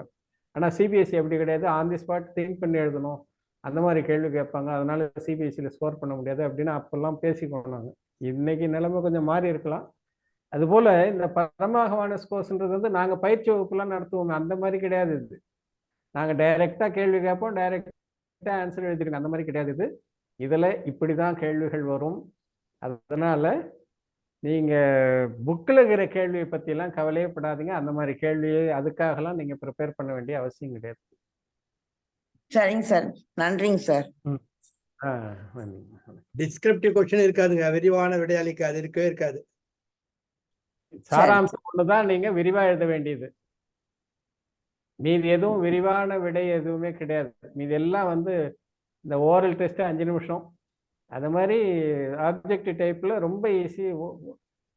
அதை சரியா இல்லை கிளிக் பண்றது தான், கம்ப்யூட்டர்ல உட்காந்து கிளிக் பண்றது தான். டைம் அதிகம் எடுக்காது அதெல்லாம். சரிங்க சார். கொஞ்சம் யோசிக்க வேண்டியிருக்கும், அவ்வளவுதான். ம், சரி. இப்போ நீங்க 4 ஆன்சர் கொடுப்பாங்க, நமக்கு 4மே சில நேரம் சரின்னு தோணும், இல்ல சில நேரம் 4மே தவறுன்னு தோணும், சில நேரம் 2 சரின்னு தோணும், 2 தவறுன்னு தோணும். எது கரெக்டா சரி, எது கரெக்டா தவறுன்றதை கண்டுபிடிக்கிறதுல கொஞ்சம் யோசிக்கணும். அதுக்கு தான் நான் உங்களுக்கு சொன்ன அருகன் தத்துவத்துல பரமாகும் பயில்வோம்னு வருது பாருங்க. ஆமா. அதை பாருங்க, ஏற்கனவே வந்த அருகன் தத்துவத்துல எடுத்து பார்த்தீங்கன்னா தெரியும்.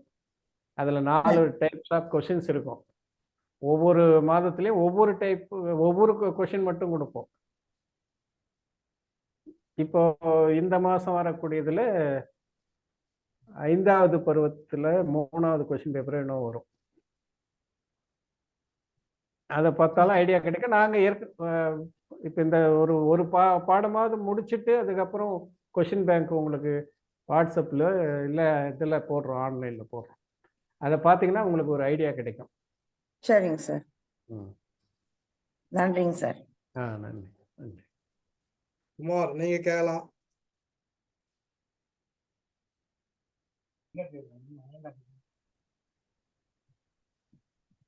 வாய்ஸ் வரல.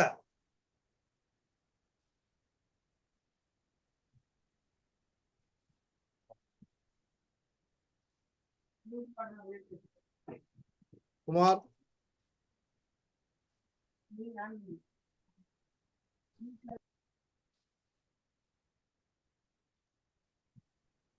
உன் வாய்ஸ் வரல.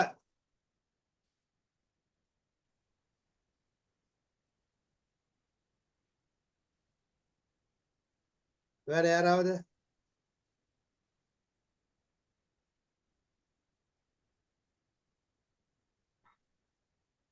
சந்தேகம் இருந்ததுன்னா நீங்க வாட்ஸ்அப்ல கூட எனக்கு பர்சனலாகவும் அனுப்பலாம், இல்லை குரூப்ல போடுறதுனாலும் போடுங்க, இல்லை நான் அடுத்த வகுப்புல கேட்கறதுனாலும் கேளுங்க. ஏற்கனவே நடந்த வகுப்புல சந்தேகம் இருந்தா கூட நீங்க கேட்கலாம். டைம் ஆயிடுச்சு. ஒரு வரல, வாய்ஸ் வரல. வேற யாரும் இல்லைங்களா? வேற யாரும் இல்ல சார். குமார், நீங்க யாரும் இல்லைங்களா? யாரும் இல்ல சார். குமார், நீங்க டவுட்டை நீங்க வாட்ஸ்அப்ல அனுப்பலாம், இல்ல போன் பண்ணி கூட கேட்கலாம். சரி, முடிச்சுக்கலாங்க. மங்கள வாழ்த்து. திங்கள் மும்மாரி பெய்க திருவரம் வளர்க செங்கோல் நன்கினி தரச நாள்க நாடெல்லாம் விளைக மற்றும் எங்குள அறத்தினோரும் இனிதூழி வாழ்க எங்கள் பொங்கவன் பயந்த நன்னூல் புகழொடு பொலிகமிக்கே.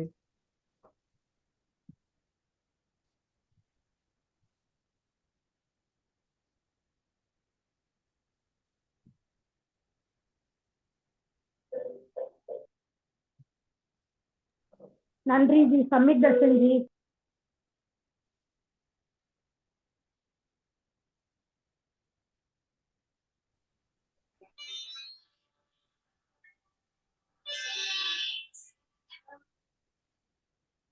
அனைவருக்கும் வணக்கம். சம்யக் தர்ஷன். அடுத்த வகுப்புல சந்திப்போம். சம்யக் தர்ஷன் ஜி. நன்றி. Samyik Darshanam. Thank you very much.